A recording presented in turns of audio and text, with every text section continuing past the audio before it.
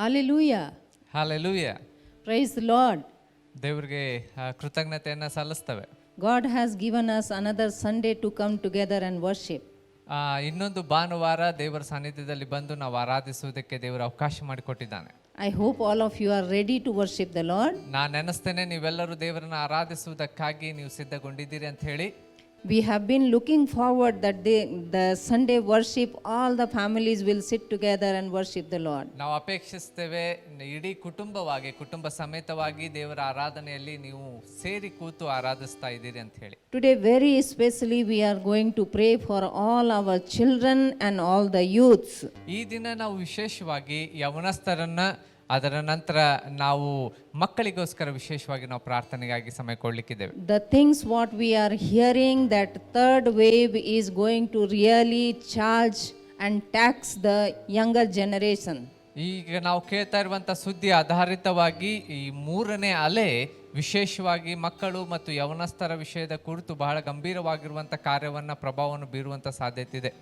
We do not know what all these things are, but one thing we know, that everything we can commit in the hands of the Lord, and God will protect our children and youths. ಏನಾಗ್ತದೋ ಏನಿಲ್ಲ ಅನ್ನುವಂಥದ್ದಕ್ಕಿಂತ ಹೆಚ್ಚಾಗಿ ನಮಗೆ ಗೊತ್ತಿಲ್ಲ. ಆದರೆ ಒಂದು ಸಂಗತಿ ನಮಗೆ ಗೊತ್ತು, ನಮ್ಮ ಜೀವಿತಗಳನ್ನ ನಮ್ಮ ದೇವರ ಕೈಗಳಲ್ಲಿ ಒಪ್ಪಿಸಿಕೊಡುವಾಗ ಸುರಕ್ಷಿತವಾಗಿರ್ಲಿಕ್ಕೆ ಸಾಧ್ಯ. Can I request all the families in every homes, make your children and younger children and the youths to sit with you so that we can lay hand and pray on them. ಈ ಸಮಯದಲ್ಲಿ ನಾನು ನಿಮ್ಮಲ್ಲಿ ಕೇಳ್ಕೊಂತೇವೆ, ನೀವು ಇರುವಂತೆ ನಿಮ್ಮ ಮನೆಗಳಲ್ಲಿರುವಂಥ ನಿಮ್ಮ ಮಕ್ಕಳು, ಯೌವನಸ್ಥ ಮಕ್ಕಳು ಎಲ್ಲರೂ ಸಹ ನೀವು ಪಕ್ಕದಲ್ಲಿ ಒಂದೇ ಸ್ಥಳದಲ್ಲಿ ನೀವು ಕೂತುಕೊಳ್ಳ್ರಿ. ನಿಮ್ಮ ಮಕ್ಕಳ ಬಳಿಯಲ್ಲಿ ನಿಮ್ಮ ಕೈಗಳನ್ನು ಇಡುವುದ್ರ ಮೂಲಕವಾಗಿ ನಾವಿಲ್ಲಿ ಪ್ರಾರ್ಥಿಸುವಾಗ ನಮ್ಮ ಸಂಗಡ ಪ್ರಾರ್ಥಿಸ್ತೀವಿ. Let your home welcome the presence of the Lord. ನಿಮ್ಮ ಮನೆ ದೇವರ ಸಾನ್ನಿಧ್ಯವನ್ನು ಆಮಂತ್ರಿಸುವಂತದ್ದಾಗಿರ್ಬೇಕು. Let God's name be exalted as your complete family. ಓ ದೇವರ ಮಹಿಮೆಯನ್ನ ನಿಮ್ಮ ಇಡೀ ಕುಟುಂಬ ಅದು ಸಾರುವಂತದ್ದು, ಹೆಚ್ಚಿಸುವಂತದ್ದಾಗಿರ್ಬೇಕು. We have certain things to rejoice today. ಈ ದಿನ ನಾವು ಸಂತೋಷ ಪಡುವುದಕ್ಕಾಗಿ ಕೆಲವೊಂದು ಸಂಗತಿಗಳಿವೆ. We are healthy. ನಾವು ಆರೋಗ್ಯಕರವಾಗಿದ್ದೇವೆ, ಅದಕ್ಕೋಸ್ಕರ God has provided us the things what we need. ನಮ್ಮ ಅವಶ್ಯಕತೆಗಳನ್ನ ದೇವರು ಒದಗಿಸಿಕೊಟ್ಟಿದ್ದಾನೆ. And today here we see that in our church family the new addition has arrived, and that is Daniel and Susma Sontaki. They are blessed with a girl baby. ಇನ್ನೊಬ್ಬ ಸದಸ್ಯರು ಈ ದಿನ ಸೇರ್ಪಡೆ ಆಗಿದ್ದಾರೆ. ಏನಂತಂದ್ರೆ ಡ್ಯಾನಿ ಹಾಗೂ ಸುಷ್ಮಾ ಸೊಂಟಕ್ಕಿ ಅವರ ಜೀವಿತದಲ್ಲಿ ದೇವರು ಹೊಸದಾಗಿರುವಂತ ಮಗಳನ್ನು ಒದಗಿಸಿಕೊಟ್ಟಿದ್ದಾನೆ. Hallelujah. Hallelujah. God is at work. ದೇವರು ಕೆಲಸ ಮಾಡ್ತಾ ಇದ್ದಾನೆ. And we want to rejoice with this family. ಈ ಕುಟುಂಬದೊಟ್ಟಿಗೆ ನಾವು ಸಹ ಸಂತೋಷಿಸೋಣ. Many families are going through the challenges also. ಅನೇಕ ಕುಟುಂಬಗಳು ಬಹಳ ಕಠಿಣವಾದ ಪರಿಸ್ಥಿತಿಗಳಲ್ಲಿ ಹಾದು ಹೋಗ್ತಾ ಇದ್ದಾರೆ. We need to remember such families in our prayers. ನಮ್ಮ ಪ್ರಾರ್ಥನೆಗಳಲ್ಲಿ ಅಂತ ಕುಟುಂಬಗಳನ್ನ ನಾವು ನೆನಪಿಸಿಕೊಳ್ಳಬೇಕಾಗಿದೆ. Many are going through COVID-19.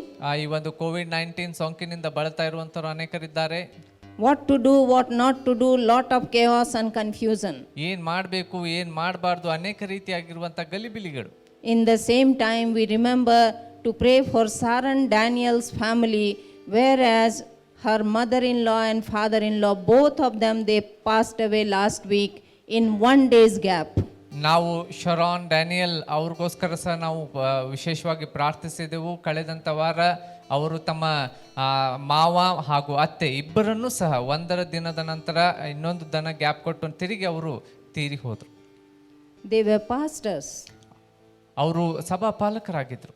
Remember the church, that pastor is no more.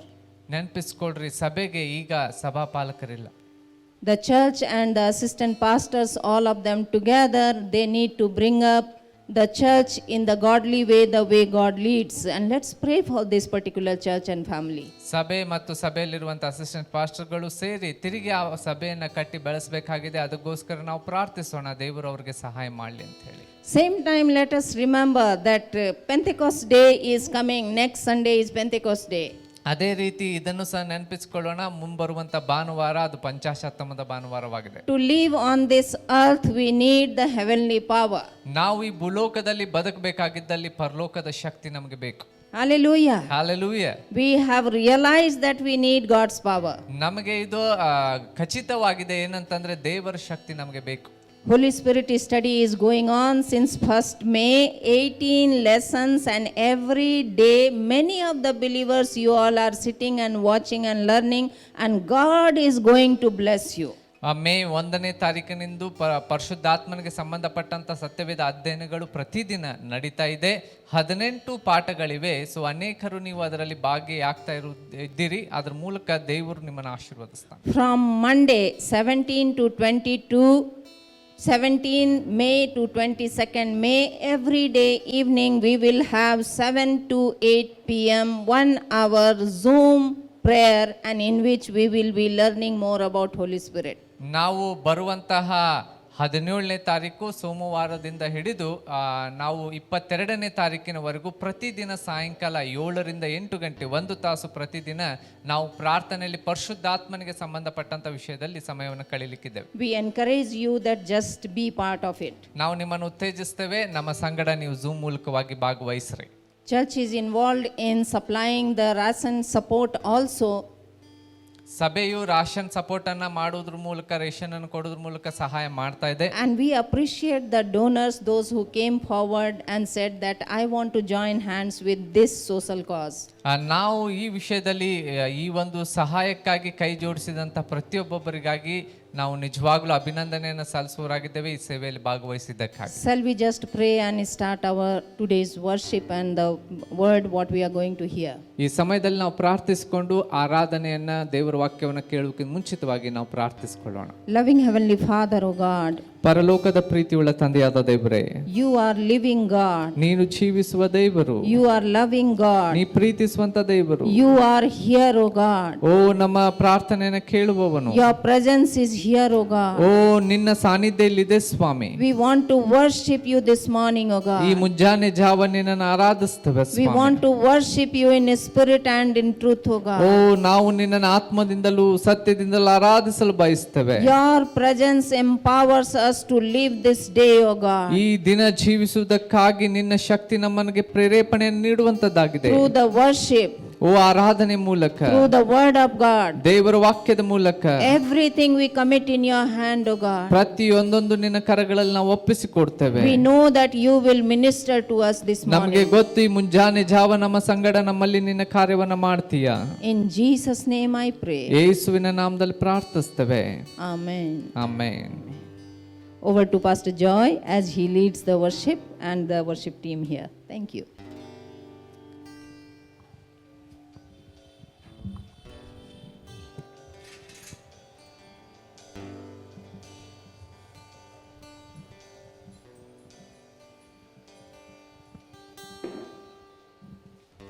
Hallelujah.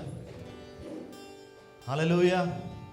ನಾನು ನೆನೆಸ್ತೇನೆ ನೀವು ಮನೆಯಲ್ಲಿ ಇರುವಂಥ ಸಮಯದಲ್ಲಿ ನೀವು ಸಂತೋಷವಾಗಿದ್ದೀರಿ ಅಂತ ಕೇಳಲಿಕ್ಕೆ ನಾನು ಬಯಸ್ತೇನೆ ಪ್ರೇಯರ್. ಹಾಲೆಲೂಯ. ಯಾಕೆ ಈ ಮಾತು ಹೇಳ್ತಾನೆ ಅಂದರೆ ದೇವ್ರ ವಾಕ್ಯ ಸ್ಪಷ್ಟವಾಗಿ ಹೇಳ್ತದೆ ಪ್ರೇಯರೇ, ನಿನ್ನ ಮಗ್ಗುಲಲ್ಲಿ 1000 ಜನರು, ನಿನ್ನ ಬಲಗಡೆಯಲ್ಲಿ 10,000 ಜನರು ಸತ್ತು ಬಿದ್ದರು, ನಿನಗೇನಾಗೋದು. ದೇವರು ನಮಗೆ ವಾಕ್ಯಗಳನ್ನು ಕೊಟ್ಟಿದ್ದಾನೆ ಪ್ರೇಯರ್. ಹಾಲೆಲೂಯ. ಲೋಕದಲ್ಲಿ ನೋಡುವಾಗ ಭಯದ ವಾತಾವರಣ ತುಂಬಿದೆ ಪ್ರೇಯರ್.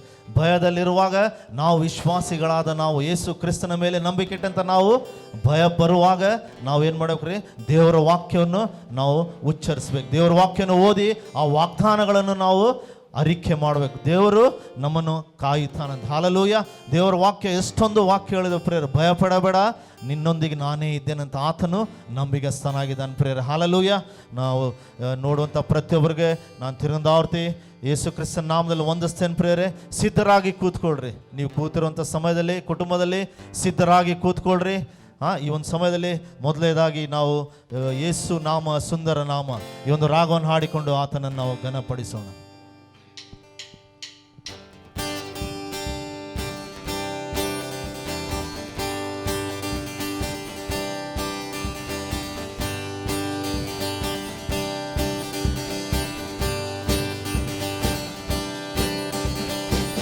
ಯೇಸು ನಾಮ ಸುಂದರ ನಾಮ, ಯೇಸು ನಾಮ ಮಧುರ ಮಧುರ, ಜೇನಿಗಿಂತಲೂ ನಾಮ ಮಧುರವು.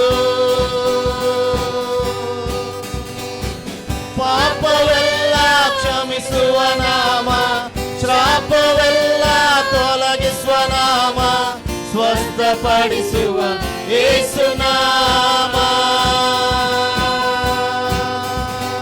ಎಲ್ಲ ನಾಮಕ್ಕಿಂತ ದೊಡ್ಡ ನಿನ್ನ ನಾಮವು, ಎಲ್ಲರಿಗೂ ಕೊಟ್ಟಿರುವ ಒಂದೇ ನಾಮವು. ಎಲ್ಲ ನಾಮಕ್ಕಿಂತ ದೊಡ್ಡ ನಿನ್ನ ನಾಮವು, ಎಲ್ಲರಿಗೂ ಕೊಟ್ಟಿರುವ ಒಂದೇ ನಾಮವು. ಎಲ್ಲ ನಾಮಕ್ಕಿಂತ ದೊಡ್ಡ ನಿನ್ನ ನಾಮವು, ಎಲ್ಲರಿಗೂ ಕೊಟ್ಟಿರುವ ಒಂದೇ ನಾಮವು. ಎಲ್ಲ ನಾಮಕ್ಕಿಂತ ದೊಡ್ಡ ನಿನ್ನ ನಾಮವು, ಎಲ್ಲರಿಗೂ ಕೊಟ್ಟಿರುವ ಒಂದೇ ನಾಮವು.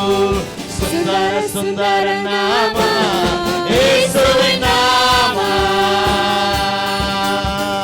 ಸುಂದರ ಸುಂದರ ನಾಮ ಯೇಸುವಿನ ನಾಮ, ಸುಂದರ ಸುಂದರ ನಾಮ ಯೇಸುವಿನ ನಾಮ. ಯೇಸು ನಾಮ ಸುಂದರ ನಾಮ, ಯೇಸು ನಾಮ ಮಧುರ ಮಧುರ, ಜೇನಿಗಿಂತಲೂ ನಾಮ ಮಧುರವು. ಪಾಪವೆಲ್ಲ ಕ್ಷಮಿಸುವ ನಾಮ, ಶಾಪವೆಲ್ಲ ತೊಲಗಿಸುವ ನಾಮ, ಸ್ವಸ್ಥಪಡಿಸುವ ಯೇಸು ನಾಮ. ಎಲ್ಲ ನಾಮಕ್ಕಿಂತ ದೊಡ್ಡ ನಿನ್ನ ನಾಮವು, ಎಲ್ಲರಿಗೂ ಕೊಟ್ಟಿರುವ ಒಂದೇ ನಾಮವು. ಎಲ್ಲ ನಾಮಕ್ಕಿಂತ ದೊಡ್ಡ ನಿನ್ನ ನಾಮವು, ಎಲ್ಲರಿಗೂ ಕೊಟ್ಟಿರುವ ಒಂದೇ ನಾಮವು. ಎಲ್ಲ ನಾಮಕ್ಕಿಂತ ದೊಡ್ಡ ನಿನ್ನ ನಾಮವು, ಎಲ್ಲರಿಗೂ ಕೊಟ್ಟಿರುವ ಒಂದೇ ನಾಮವು. ಎಲ್ಲ ನಾಮಕ್ಕಿಂತ ದೊಡ್ಡ ನಿನ್ನ ನಾಮವು, ಎಲ್ಲರಿಗೂ ಕೊಟ್ಟಿರುವ ಒಂದೇ ನಾಮವು. ಸುಂದರ ಸುಂದರ ನಾಮ ಯೇಸುವಿನ ನಾಮ, ಸುಂದರ ಸುಂದರ ನಾಮ ಯೇಸುವಿನ ನಾಮ, ಸುಂದರ ಸುಂದರ ನಾಮ ಯೇಸುವಿನ ನಾಮ. ಅದ್ವಿತೀಯ ನಾಮ, ಅತಿಶಯ ನಾಮ, ಆರಾಧಿಸುವ ನಾಮ, ಕಾಪಾಡುವ ನಾಮ. ಅದ್ವಿತೀಯ ನಾಮ, ಅತಿಶಯ ನಾಮ, ಕಾಪಾಡುವ ನಾಮ, ಕಾಪಾಡುವ ನಾಮ. ಸುಂದರ ಸುಂದರ ನಾಮ ಯೇಸುವಿನ ನಾಮ, ಸುಂದರ ಸುಂದರ ನಾಮ ಯೇಸುವಿನ ನಾಮ, ಸುಂದರ ಸುಂದರ ನಾಮ ಯೇಸುವಿನ ನಾಮ, ಸುಂದರ ಸುಂದರ ನಾಮ ಯೇಸುವಿನ ನಾಮ. ಹಾಲೆಲೂಯ. ಓ ಉನ್ನತನೇ, ಮಹೋನ್ನತನೇ, ಓ ನಿನ್ನ ನಾಮ ಸುಂದರ ಕರ್ತನೆ. ಯೇಸು ನಾಮ ಅದರ ಮಧುರ ಮಧುರ. ಹಾಲೆಲೂಯ. ಓ ಕರ್ತನೆ, ನಿನ್ನನ್ನು ಆರಾಧಿಸ್ತೇವೆ, ಓ ನಿನ್ನನ್ನು ಸ್ತುತಿಸ್ತೇವೆ. ಹಾಲೆಲೂಯ. ಪ್ರತಿ ಕ್ಷಣ, ಓ ಪ್ರತಿ ದಿನ ಕರ್ತನೆ, ಓ ನಿನ್ನನ್ನು ಕೊಂಡಾಡ್ತೇವೆ ಕರ್ತನೆ, ಓ ನಿನ್ನನ್ನು ಸ್ತುತಿಸ್ತೇವೆ ಕರ್ತನೆ. ನೀನೊಬ್ಬನೇ ಆರಾಧನೆಗೆ ಯೋಗ್ಯನು ಕರ್ತನೆ. ಸರ್ವ ಸೃಷ್ಟಿಯ ಯಜಮಾನನು ನೀನು ಕರ್ತನೆ. ಓ ರಾಜಾಧಿರಾಜನೇ, ಓ ನಿನ್ನ ನಾಮ ಉಚ್ಚರಿಸುವಾಗ ಬಿಡುಗಡೆ, ಓ ನಿನ್ನ ನಾಮ ಉಚ್ಚರಿಸುವಾಗ ಸ್ವಸ್ಥತೆ. ಓ ಪ್ರಿಯ ಜನರೇ, ಓ ಹಾಲೆಲೂಯ. ಓ ಹೆದರುವ ಅವಶ್ಯಕತೆ ಇಲ್ಲ. ಹಾಲೆಲೂಯ. ಯೇಸು ಕ್ರಿಸ್ತನು ಇಮ್ಮಾನುವೇಲನಾದ ದೇವರು, ಓ ನನ್ನ ಸಂಗಡ ನಿಮ್ಮ ಸಂಗಡ ಇರುವಾಗ ಓ ಭಯವಿಲ್ಲ ಪ್ರಿಯರೇ. ಓ ಭಯ ಬರುವಾಗ ಆತನ ನಾವು ಎದುರು ನೋಡೋಣ. ಓ ಭಯ ಬರುವಾಗ ಆತನನ್ನು ಬೇಡಿಕೊಳ್ಳೋಣ. ಓ ಕರ್ತನೆ, ನಿನ್ನ ವಾಕ್ಯ ಹೇಳ್ತದೆ, ಓ ಭಯ ಪಡಬೇಡ, ಓ ದಿಗ್ಭ್ರಮೆಗೊಳ್ಳದಿರು, ನಾನೇ ನಿನ್ನ ದೇವರಂತೇಳಿ ಓ ಅಭಯ ವಚನ ನೀಡಿದ ಆ ದೇವರನ್ನು ನಾವು ಕೂಗಿಕೊಳ್ಳುವಾಗ, ಓ ನಿಶ್ಚಯವಾಗಿ ನಿನ್ನ ಜೀವಿತದಲ್ಲಿ ಬಂದಂತ ಆ ಸಮಸ್ಯೆಗಳ ಮೇಲೆ ಆತನು ಜಯ ಕೊಡ್ತಾನೆ. ಆ ರೋಗಗಳ ಮೇಲೆ ಆತನು ಜಯ ಕೊಡ್ತಾನೆ. ಆ ಕಷ್ಟಗಳ ಮೇಲೆ ಆತನು ಜಯ ಕೊಡ್ತಾನೆ ಪ್ರಿಯರೇ. Hallelujah.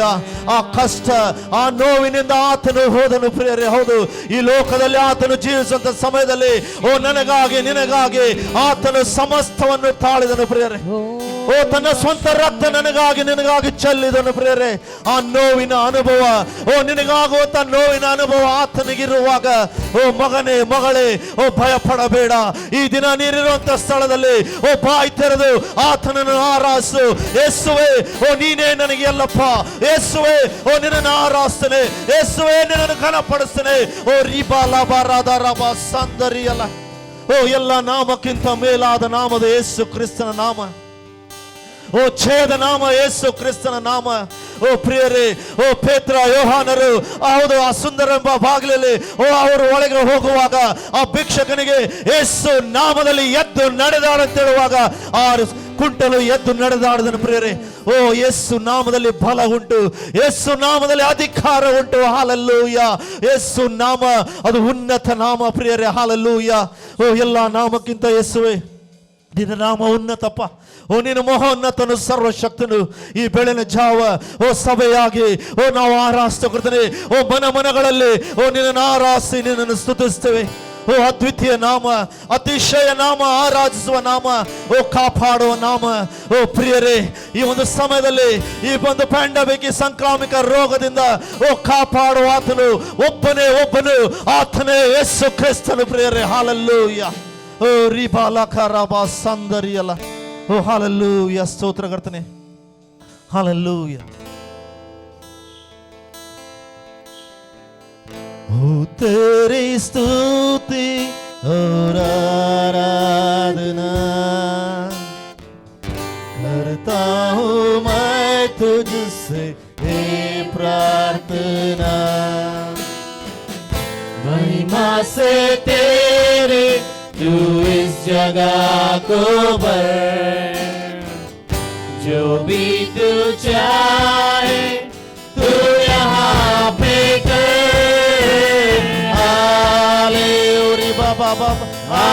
Hallelujah, hallelujah, hallelujah, hallelujah,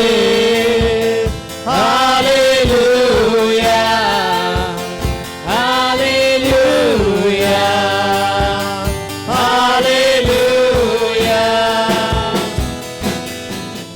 महिमा से तेरी नया दिन निकालता है,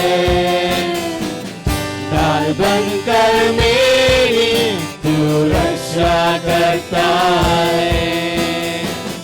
जब मैं पुकारूं तू दौड़ आता है, जब मैं गिरूं तू मुझे उठाता है.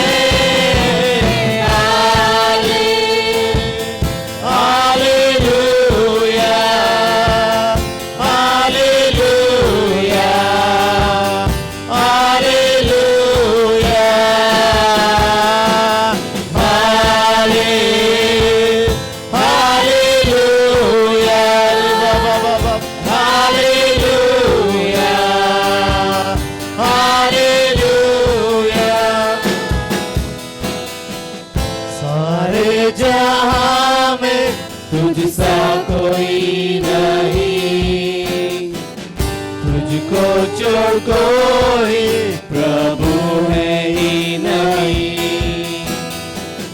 घुटने में टेकू बस तेरे सामने, तू है मेरा प्रभु, तू मेरा पिता.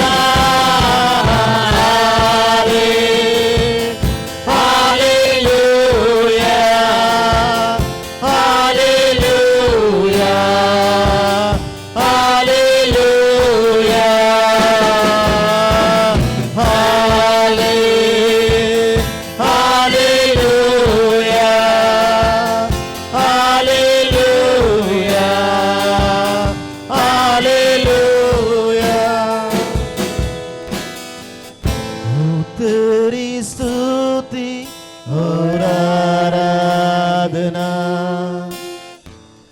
करता हूँ मैं तुझसे ये प्रार्थना. महिमा से तेरी तू इस जगह को भर, जो भी तू चाहे तू यहाँ पे कर. ನಾವಿರುವಂತ ಸ್ಥಳದಲ್ಲಿ ನಮ್ಮ ಕೈಗಳನ್ನು ಎತ್ತಿ ಹಾಡೋಣ ಪ್ರಿಯರೇ. ಓ ಪ್ರತಿಯೊಬ್ಬರು ಹಾಲೆಲೂಯ, ಘನ ಮಾನ ಆತನಿಗೆ hallelujah.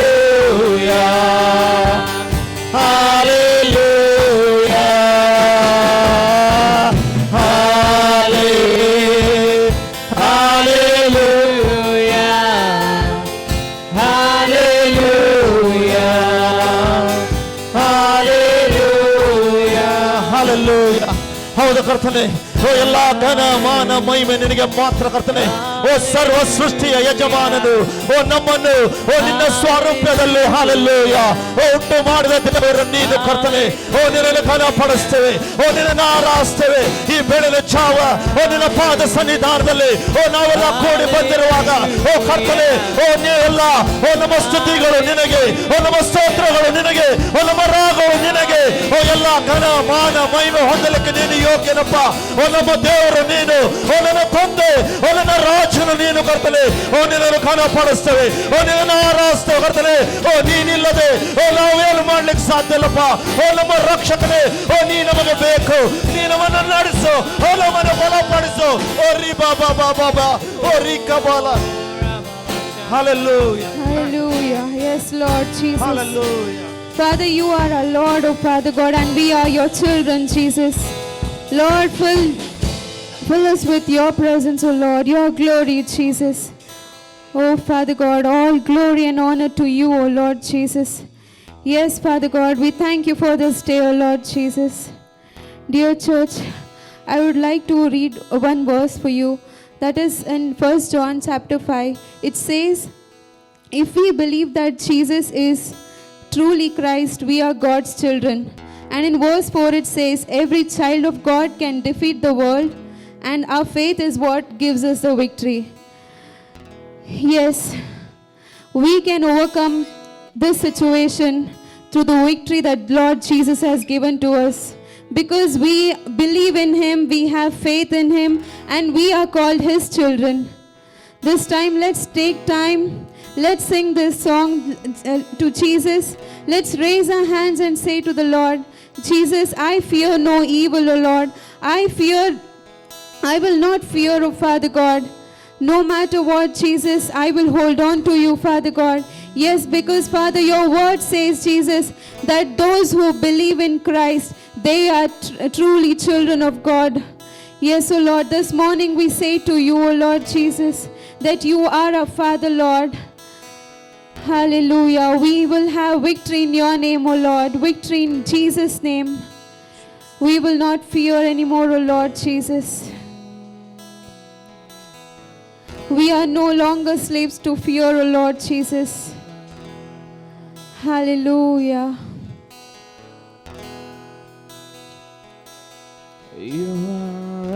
You have covered us with your mighty power, O Lord. With this beautiful melody, O Lord, we just sing to you and say, Lord, dear Jesus, we are your children, O Lord. Hallelujah. You're the God who delivers, O Lord, from the toughest situations, O Lord. From roaring seas, O Lord Jesus, you will deliver us, O Lord.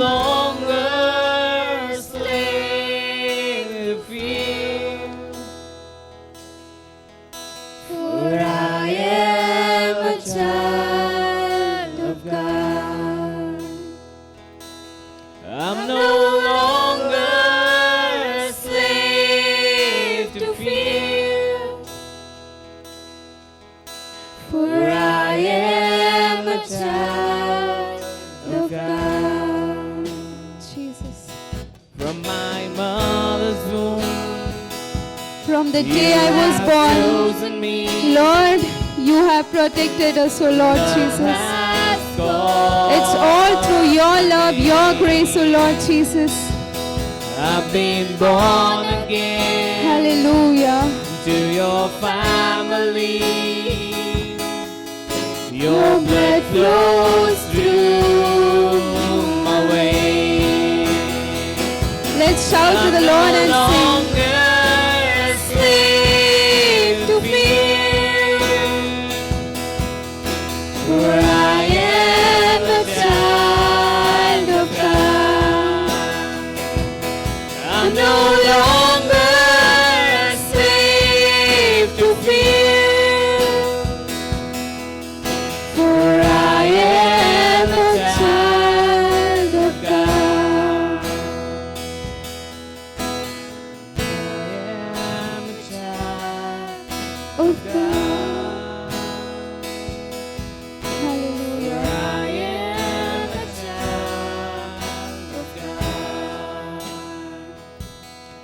Yes, Jesus, we are surrounded by all the bad situations, O Lord. But still, O Lord Jesus, we hold on to you, O Lord. We will worship you just as David worshipped you, O Lord. We will wait upon your presence. We will wait upon your miracle, O Lord Jesus. Just as Hannah prayed in your presence, O Lord Jesus. O Father, you are Almighty God, O Lord. We thank you, we praise you, Jesus. Oh, Reba Baba Baba Landaraba Shikharandari Karaba. O hallelujah. ಈ ಒಂದು ಸಮಯದಲ್ಲಿ ಪ್ರೇರೆ, ಹೌದು ಪ್ರೇರೆ, hallelujah. ಓ ನಾವು ಭಯ ಪಡುವ ಅವಶ್ಯಕತೆ ಇಲ್ಲ. ಓ ಯಾಕಂದ್ರೆ ನಾವು ಯೇಸು ಕ್ರಿಸ್ತನ ಮಕ್ಕಳು, ಆತನ ಮಕ್ಕಳಾಗಿದ್ದೇವೆ. ಹಾಲೆಲೂಯ. ಓ ಆತನು ನಮಗೆ ಅಧಿಕಾರ ಕೊಟ್ಟಿದ್ದಾನೆ.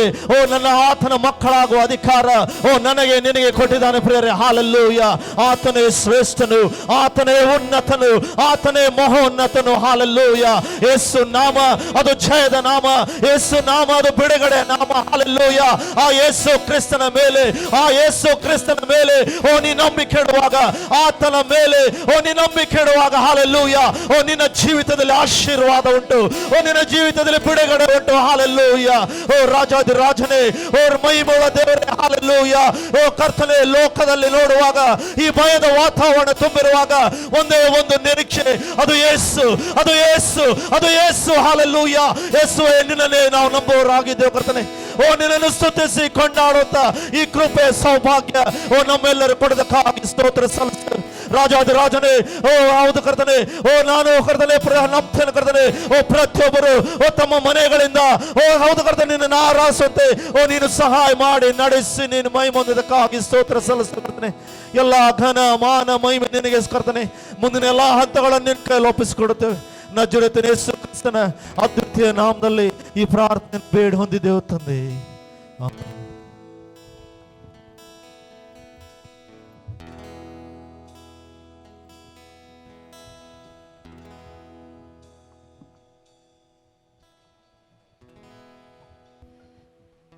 Now we will pray for all the children and the youths. ಈ ಸಮಯದಲ್ಲಿ ನಾವು ಯವನಸ್ಥ ಮಕ್ಕಳಿಗಾಗಿಯೂ ಮತ್ತು ಮಕ್ಕಳಿಗಾಗಿಯೂ ಸಮಯದಲ್ಲಿ ನಾವು I ಪ್ರಾರ್ಥನೆಗಾಗಿ ಸಮಯ request ಕೊಡಲಿಕ್ಕಿದ್ದೇವೆ. the parents, mom and dad or grandparents or uncle or aunt, whoever is around, can you just lay your hand on the children? ಮಕ್ಕಳ ಅಕ್ಕಪಕ್ಕದಲ್ಲಿ ತಂದೆ ತಾಯಂದಿರಿರ್ಬೋದು, ಅಜ್ಜ ಅಜ್ಜಿ ಯಾರೇ ಇರ್ಬೋದು, ದಯಮಾಡಿ ಆ ಮಕ್ಕಳ ಮೇಲೆ ನಿಮ್ಮ ಕೈಯನ್ನು ಚಾಚಬೇಕಾಗಿ ನಾನು ಕೇಳ್ಕೊತೇನೆ. As the scripture says, ವಾಕ್ಯ ಹೇಳುವಂತೆ Mark chapter 10 verses 13 to 16 it says, ಮಾರ್ಕನ ಸುವಾರ್ತೆ 15ನೇ ಅಧ್ಯಾಯ 13ರಿಂದ ನಾವು ವಚನಗಳನ್ನು 15ರವರೆಗೆ ಓದುವಾಗ it says, and they were bringing children to him so that he might touch them. ಅವರು ಕೆಲವರು ತಮ್ಮ ಚಿಕ್ಕ ಮಕ್ಕಳನ್ನು ಯೇಸುವನ್ನು ಮುಟ್ಟಿಸಬೇಕೆಂದು ಆತನ ಬಳಿಗೆ ತರಲು ಅಲ್ಲಿ ನಾವು ನೋಡ್ತೇವೆ, ಮಕ್ಕಳನ್ನು ಗದರಿಸುವುದನ್ನು ನೋಡ್ತೇವೆ, ಮಕ್ಕಳನ್ನು ಅಲ್ಲಿ ಆಶೀರ್ವದಿಸುವುದಕ್ಕಾಗಿ ಯೇಸುವಿನ ಬಳಿ ಕರೆದುಕೊಂಡು ಬರ್ತಾ ಇದ್ದಾರೆ.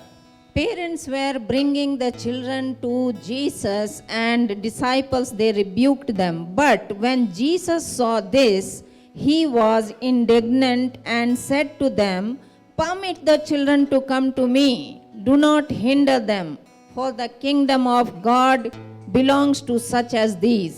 Truly I say to you, whoever does not receive the kingdom of God like a child will not enter it at all. And he took them in his arms and began blessing them, laying his hands on them. ಬಳಿಕ ಕೆಲವರು ತಮ್ಮ ಚಿಕ್ಕ ಮಕ್ಕಳನ್ನು ಯೇಸುವಿನಿಂದ ಮುಟ್ಟಿಸಬೇಕೆಂದು ಆತನ ಬಳಿಗೆ ತರಲು ಶಿಷ್ಯರು ಅವರನ್ನು ಗದರಿಸಿದ್ರು. ಆದರೆ ಯೇಸು ಅದನ್ನು ಕಂಡು ಕೋಪಗೊಂಡು ಅವರಿಗೆ, ಮಕ್ಕಳನ್ನು ನನ್ನ ಹತ್ತಿರಕ್ಕೆ ಬರಗೊಡಿಸ್ರಿ, ಅವುಗಳಿಗೆ ಅಡ್ಡಿ ಮಾಡಬೇಡ್ರಿ, ಯಾಕಂದರೆ ದೇವರ ರಾಜ್ಯವು ಇಂಥವ್ರದೇ. ನಿಮಗೆ ಸತ್ಯವಾಗಿ ಹೇಳುತ್ತೇನೆ, ಯಾವನು ಶಿಶುಭಾವದಿಂದ ದೇವರ ರಾಜ್ಯವನ್ನು ಅಂಗೀಕರಿಸುವುದಿಲ್ಲವೋ ಅವನು ಅದರಲ್ಲಿ ಸೇರುವುದೇ ಇಲ್ಲ ಎಂದು ಹೇಳಿದನು. ಅವುಗಳನ್ನು ಅಪ್ಪಿಕೊಂಡು ಅವುಗಳ ಮೇಲೆ ಕೈ ಇಟ್ಟು ಆಶೀರ್ವದಿಸಿದನು. Shall we believe this portion of the scripture? ಈ ವಾಕ್ಯ ಭಾಗವನ್ನು ಈ ಸಮಯದಲ್ಲಿ ನಾವು ನಂಬೋಣ. Parents were bringing the children to Jesus. ಯೇಸುವಿನ ಬಳಿ ತಂದೆ ತಾಯಂದಿರು ತಮ್ಮ ಮಕ್ಕಳುಗಳನ್ನು ಕರೆದುಕೊಂಡು ಬರ್ತಾ ಇದ್ದಾರೆ. You are there seated with your children. ಈಗ ನೀವು ನಿಮ್ಮ ಮಕ್ಕಳೊಟ್ಟಿಗೆ ಕೂತ್ಕೊಂಡಿದ್ದೀರಾ. And scripture says here ಇಲ್ಲಿ ವಾಕ್ಯ ಹೇಳ್ತಾ ಇದೆ, that as parents brought the children to Jesus, ಯೇಸುವಿನ ಬಳಿ ತಂದೆ ತಾಯಂದಿರು ಯಾವ ರೀತಿಯಲ್ಲಿ ಕರೆದುಕೊಂಡು ಬಂದರು ಮಕ್ಕಳನ್ನ, Jesus took them in his arms, and Jesus started laying his hands upon them and saving them and blessing them. ಅಲ್ಲಿ ಯೇಸು ಅವುಗಳನ್ನು ಅಪ್ಪಿಕೊಂಡು ಅವುಗಳ ಮೇಲೆ ಕೈ ಇಟ್ಟು ಆಶೀರ್ವದಿಸಿದನು. By faith, let us pray. ಈ ಸಮಯದಲ್ಲಿ ನಂಬಿಕೆಯಿಂದ ನಾವು ಪ್ರಾರ್ಥಿಸೋಣ. Lord Jesus, we bring our children to you, O God. ಓ ಕರ್ತನಾದ ಯೇಸುವೆ, ನಮ್ಮ ಮಕ್ಕಳನ್ನ ನಿಮ್ಮ ಬಳಿ ಕರೆದುಕೊಂಡು ಬರ್ತೇವೆ. Save our children, O God. ನಮ್ಮ ಮಕ್ಕಳನ್ನ ರಕ್ಷಿಸು ಸ್ವಾಮಿ. Save our children, O God. ನಮ್ಮ ಮಕ್ಕಳನ್ನ ರಕ್ಷಿಸು. The world is warning us, Lord, that here third wave is going to attack the little children and the younger generation and the youths, O God. ಓ ಲೋಕದಲ್ಲಿ ಮೂರನೇ ಅಲೆ ಬರ್ಲಿಕ್ಕಿದೆ. ಅದು ಚಿಕ್ಕ ಮಕ್ಕಳನ್ನ ಯೌವನಸ್ಥರ ಮೇಲೆ ಅದು ಆಕ್ರಮಣ ಮಾಡುವಂತ ಸಾಧ್ಯತೆ ಇದೆ. Not just to be afraid, but having faith in you, Lord, we have brought our children to you, O God. ಓ ಕರ್ತನೆ, ಇದರ ನಿಮಿತ್ತ ಭಯದಿಂದ ಅಂತ ಅಲ್ಲ ಸ್ವಾಮಿ, ಆದ್ರೆ ನಮ್ಮ ಇದು ನಂಬಿಕೆ ನಿನ್ನ ಬಳಿ ನಮ್ಮ ಮಕ್ಕಳನ್ನ ತರುವಾಗ ಅವರು Cover ಸುರಕ್ಷಿತರಾಗಿರ್ತಾರೆ. them with your precious blood, O ನಿನ್ನ God. ಪರಿಶುದ್ಧ ರಕ್ತದಿಂದ ಅವರನ್ನು ಹೊದಿಸು ಸ್ವಾಮಿ. Let all children and youths, let them realize that they need the living God, Jesus, who gives us the eternal life. ನಿತ್ಯ ಜೀವವನ್ನ ಕೊಡುವುದಕ್ಕಾಗಿ ಯೇಸುವಿನ ಅವಶ್ಯಕತೆ ಇದೆ ಎನ್ನುವಂತ ಅರಿವು ಈ ಮಕ್ಕಳಲ್ಲಿಯೂ ಯೌವನಸ್ಥರಲ್ಲಿ ಉಂಟಾಗುವಂತೆ ಸಾಧ್ಯಗೊಳಿಸು. Children and youth, I just request you, command you that accept Jesus as your personal savior, the one who will protect you and give you the eternal life. ಮಕ್ಕಳೇ, ಈ ಸಮಯದಲ್ಲಿ ನಿಮಗೆ ನಾನು ಹೇಳ್ತೇನೆ, ಇದನ್ನು ಆಜ್ಞೆಯಾಗಿ ನಾನು ಹೇಳ್ತೇನೆ. ಏನಂತಂದ್ರೆ, ನಿಮ್ಮ ಸ್ವಂತ ರಕ್ಷಕನು ಒಡೆಯನನ್ನಾಗಿ ಯೇಸು ಸ್ವಾಮಿಯನ್ನ ಸ್ವೀಕರಿಸ್ರಿ, ಅಂಗೀಕರಿಸ್ರಿ. And Jesus started to bless them. ಯೇಸು ಅವರನ್ನು ಆಶೀರ್ವದಿಸಲಿಕ್ಕೆ Jesus ಆರಂಭಿಸಿದ. started to bless them. ಓ ಯೇಸು ಅವರನ್ನು ಆಶೀರ್ವದಿಸಲಿಕ್ಕೆ ಆರಂಭಿಸಿದನು. Jesus started to bless them. ಯೇಸು ಅವರನ್ನು ಆಶೀರ್ವದಿಸಲಿಕ್ಕೆ ಆರಂಭಿಸಿನು. Thank you, Jesus. ಧನ್ಯವಾದ ಸ್ವಾಮಿ. Thank you, Jesus. ಧನ್ಯವಾದ ಕರ್ತನೆ. Thank you, Jesus. ಧನ್ಯವಾದ ಕರ್ತನೆ We ಯೇಸುವೇ. believe, O God, that our children are in your safe hand, O God. ಓ ನಾವು ನಂಬ್ತೇವೆ, ನಮ್ಮ ಮಕ್ಕಳು ನಿನ್ನ ಸುರಕ್ಷಿತವಾದ ಹಸ್ತದಲ್ಲಿ ಇದ್ದಾರೆ ಸ್ವಾಮಿ. In Jesus' name I pray. ಯೇಸುವಿನ ನಾಮದಲ್ಲಿ ಪ್ರಾರ್ಥಿಸ್ತೇನೆ. Amen. ಆಮೆನ್. Thank you.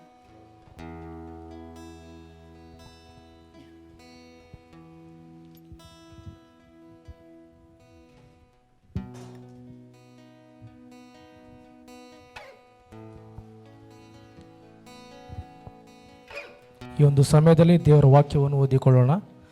ಮೊದಲೇ ಕೋರಿದ ಬರೆದ ಪತ್ರಿಕೆ 15ನೇ ಅಧ್ಯಾಯ 50ರಿಂದ 58. ಸಹೋದರರೇ, ನಾನು ಹೇಳುವುದೇನೆಂದರೆ, ರಕ್ತ ಮಾಂಸವು ದೇವರಾಜ್ಯಕ್ಕೆ ಬಾಧ್ಯವಾಗಲಾರದು, ಲಯವಾಗದ ವಸ್ತು ನಿರ್ಲಯ ಪದವಿಗೆ ಬಾಧ್ಯವಾಗುವುದಿಲ್ಲ. ಕೇಳಿರಿ, ಇದುವರೆಗೆ ಗುಪ್ತವಾಗಿದ್ದ ಸಂಗತಿಯನ್ನು ನಿಮಗೆ ತಿಳಿಸುತ್ತೇನೆ. ನಾವೆಲ್ಲರೂ ನಿದ್ರೆ ಹೋಗುವುದಿಲ್ಲ, ಆದರೆ ಕಡೆಯ ತುತ್ತೂರಿಯ ಧ್ವನಿ ಆಗುವಾಗ ನಾವೆಲ್ಲರೂ ಒಂದು ಕ್ಷಣದಲ್ಲಿ ರಪ್ಪೆ ಪಡೆಯುವಷ್ಟರೊಳಗಾಗಿ ಮಾರ್ಪಡಬೇಕು. ತುತ್ತೂರಿಯು ಊದಲಾಗಿ ಸತ್ತವರು ನಿರ್ಲಯರಾಗಿ ಎಬ್ಬರಿಸಲ್ಪಡುವರು. ನಾವು ಮಾರ್ಪಡಬೇಕು. ಲಯವಾಗುವ ಈ ದೇಹವು ನಿರ್ಲಯತ್ವವನ್ನು ಧರಿಸಿಕೊಳ್ಳುವುದು, ಮರಣಾಧೀನವಾಗಿರುವ ಈ ದೇಹವು ಅಮರತ್ವವನ್ನು ಧರಿಸಿಕೊಳ್ಳುವುದು ಅವಶ್ಯ. ಲಯವಾಗುವ ಈ ದೇಹವು ನಿರ್ಲಯತ್ವವನ್ನು ಧರಿಸಿಕೊಂಡಾಗ, ಮರಣಾಧೀನವಾಗಿರುವ ಈ ದೇಹವು ಅಮರತ್ವವನ್ನು ಧರಿಸಿಕೊಂಡಾಗ ಬರೆದಿರುವ ಮಾತು ನೆರವೇರುವುದು. ಆ ಮಾತು ಏನೆಂದರೆ, ಮರಣವು ನುಂಗಿಯೇ ಹೋಯಿತು, ಜಯವಾಯಿತು ಎಂಬುದೇ. ಮರಣವೇ ನಿನ್ನ ಜಯವೆಲ್ಲಿ? ಮರಣವೇ ನಿನ್ನ ವಿಷದ ಕೊಂಡಿಯಲ್ಲಿ? ಮರಣದ ಕೊಂಡಿ ಪಾಪವೇ, ಮತ್ತು ಪಾಪದ ಬಲಕ್ಕೆ ಆಧಾರವು ಧರ್ಮಶಾಸ್ತ್ರವೇ. ಆದರೆ ದೇವರು ನಮ್ಮ ಕರ್ತನಾದ ಯೇಸು ಕ್ರಿಸ್ತನ ಮೂಲಕವಾಗಿ ನಮಗೆ ಜಯವನ್ನು ಕೊಟ್ಟಿದ್ದಾನೆ. ಆತನಿಗೆ ಸ್ತೋತ್ರ. ಆದುದರಿಂದ ನನ್ನ ಪ್ರಿಯ ಸಹೋದರರೇ, ಸ್ಥಿರಚಿತ್ತರಾಗಿಯೂ ನಿಶ್ಚಲರಾಗಿಯೂ ಇರ್ರಿ. ನೀವು ಕರ್ತನ ಸೇವೆಯಲ್ಲಿ ಪಡುವ ಪ್ರಯಾಸವು ನಿಷ್ಫಲವಾಗುವುದಿಲ್ಲವೆಂದು ತಿಳಿದು ಕರ್ತನ ಕೆಲಸವನ್ನು ಯಾವಾಗಲೂ ಅತ್ಯಾಸಕ್ತಿಯಿಂದ ಮಾಡುವವರಾಗಿರ್ರಿ.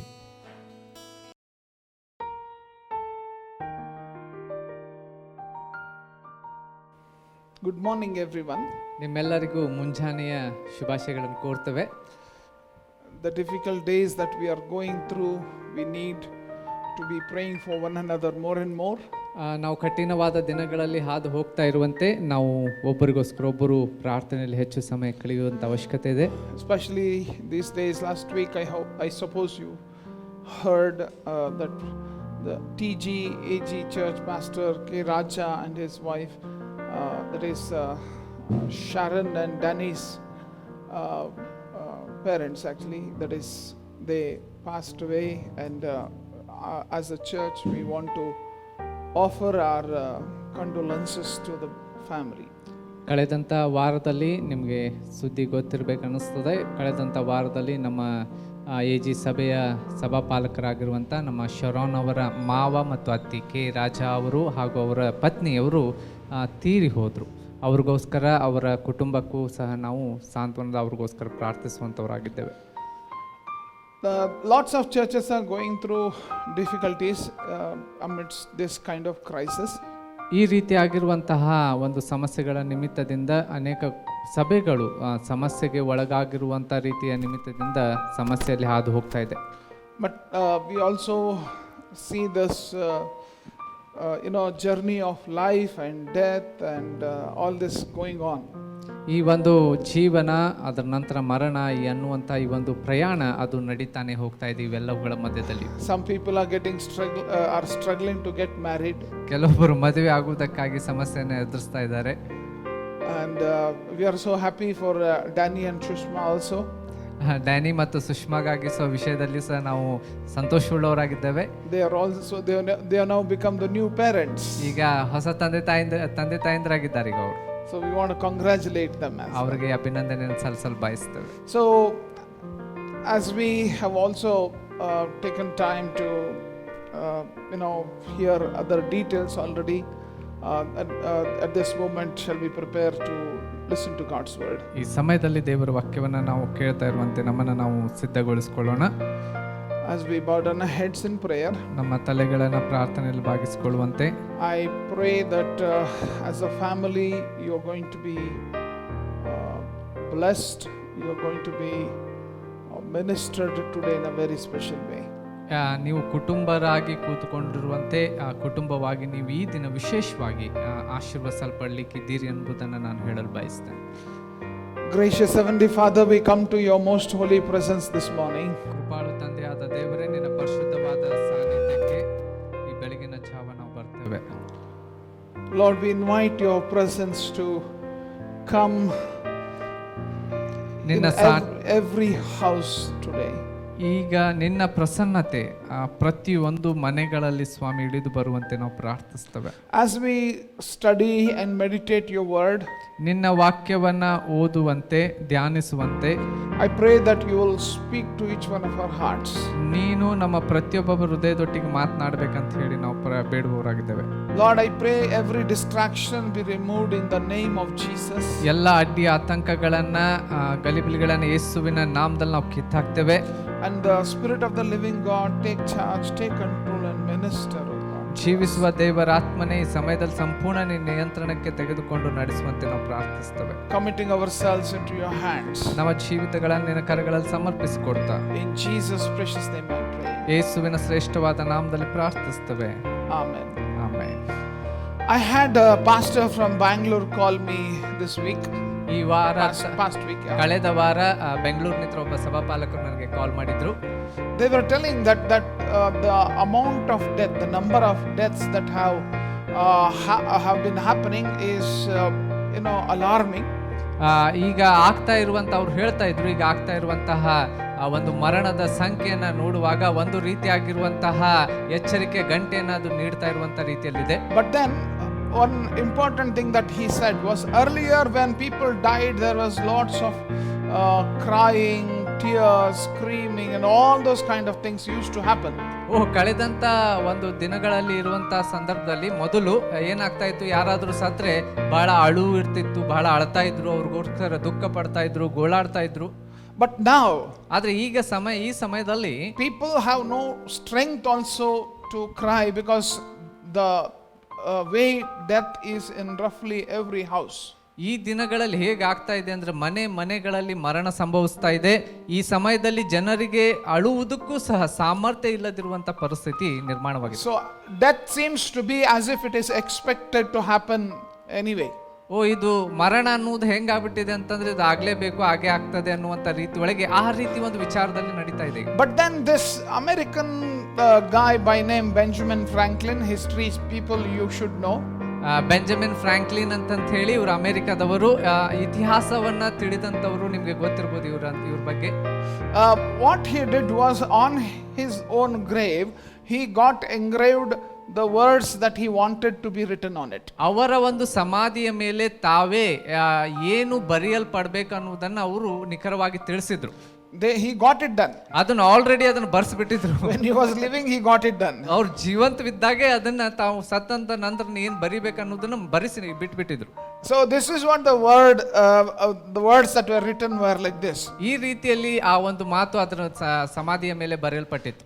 The body of Franklin printer, like the cover of an old book, content torn out of stripped of its letter and gilding, lies here as food for worms.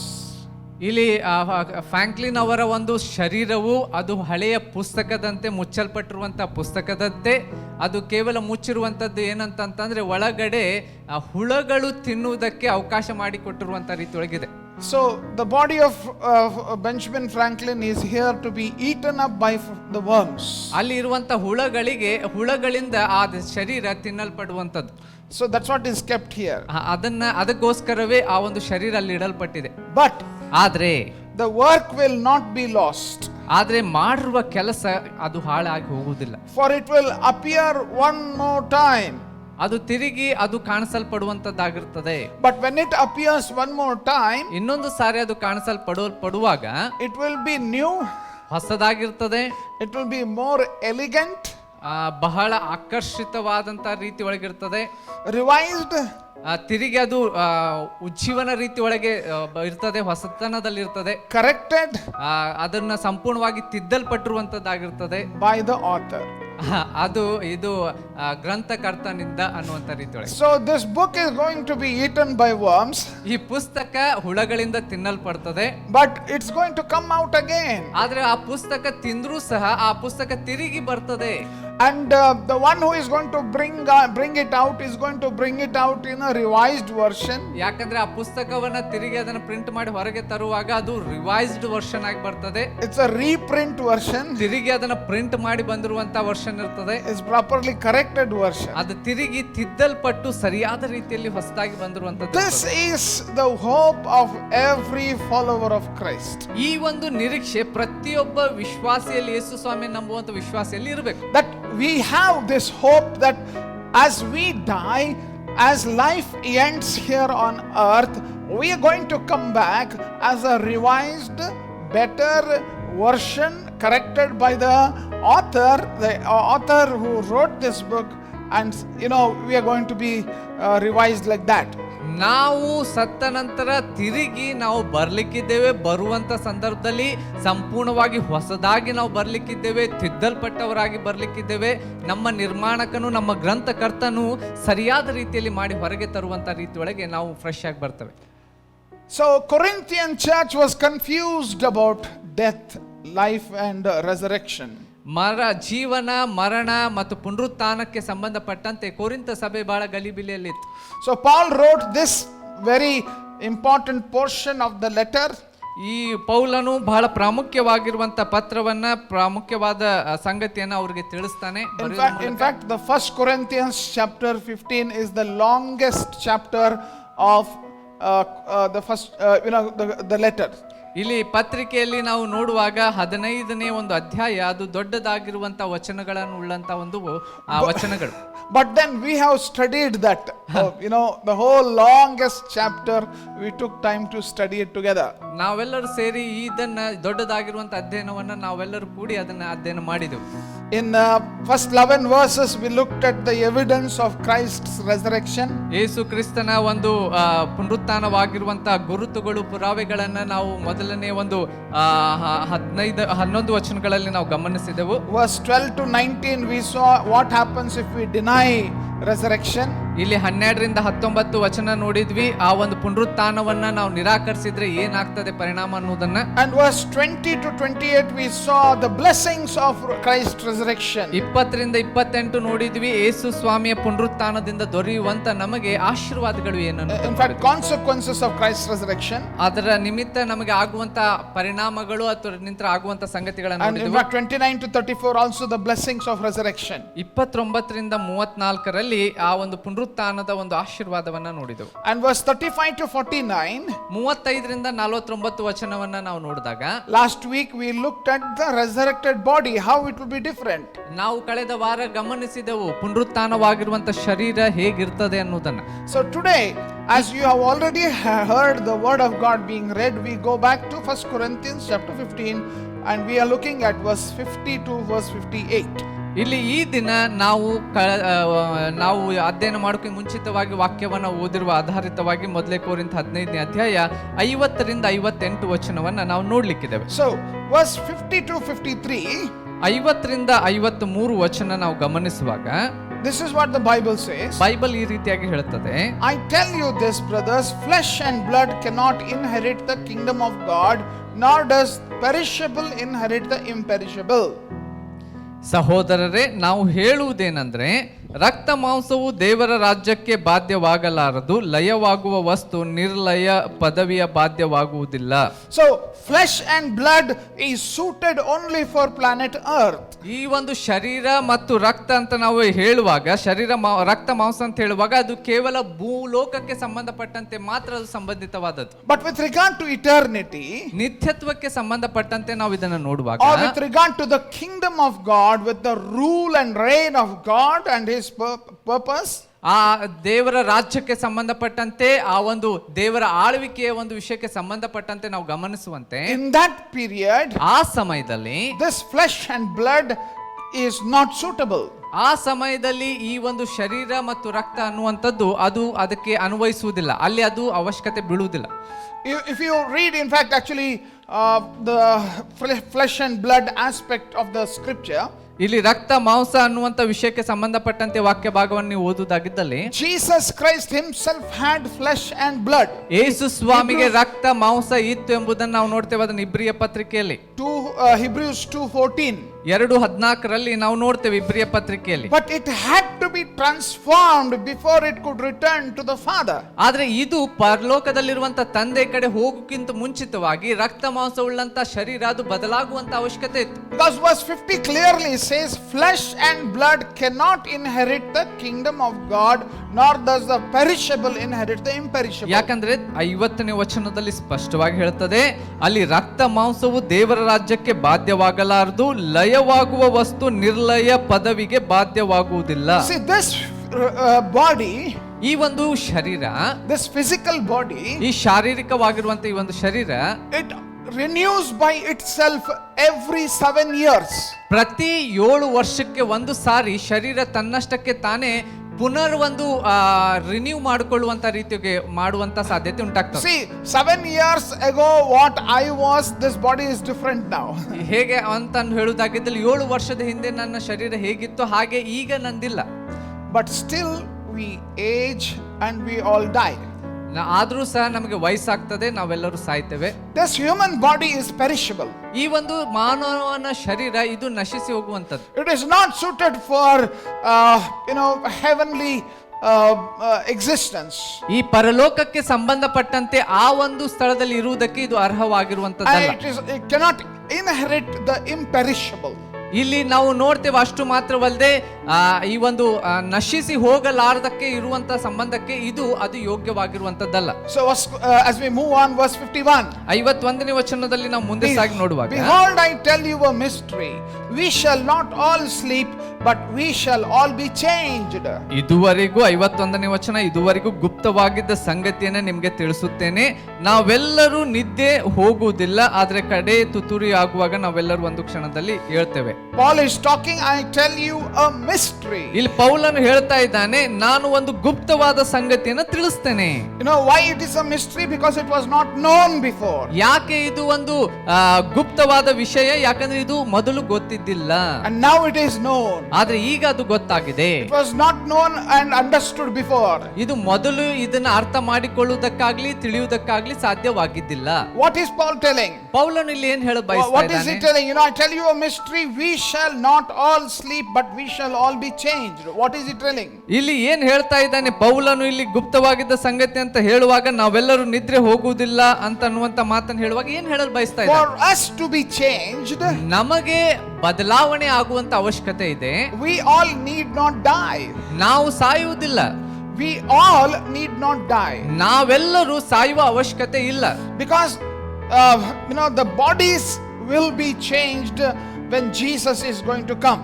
ಯೇಸು ಸ್ವಾಮಿ ಬರುವಂತ ಸಂದರ್ಭದಲ್ಲಿ ನಮ್ಮ ಶರೀರವು ಬದಲಾಗುವಂತ ಅವಶ್ಯಕತೆ ಇದೆ, ಬದಲಾಗ್ತದೆ. That's what he says, but we shall be changed. Verse 51. 51ನೇ ವಚನ ನಾವು ನೋಡ್ತೇವೆ, ನಾವೆಲ್ಲರೂ ನಿದ್ರೆ ಹೋಗುವುದಿಲ್ಲ, ಕಡೆ ತುತ್ತೂರಿಗೆ ಒಂದೇ ಕ್ಷಣದಲ್ಲಿ ನಾವು ಬದಲಾಗ್ತೇವೆ, ಮಾರ್ಪಡುವೆವು. We shall be changed. ನಾವು ಮಾರ್ಪಡುವೆವು. Yeah, we shall be changed. ನಾವು ಮಾರ್ಪಡುವೆವು. What is he talking about? ಏನಾತನು ಹೇಳ್ತಾ In ಇದ್ದಾನೆ? 1 Thessalonians chapter 4 verse 17. ಮೊದಲನೇ ತೆಸಲೋನಿಕ ಪತ್ರಿಕೆಯಲ್ಲಿ 4ನೇ ಅಧ್ಯಾಯ 17ನೇ ವಚನ. This is what the Bible says, when Jesus is going to come back again. ತಿರುಗಿ ಯೇಸು ಸ್ವಾಮಿ ಬರ್ತಾನೆ.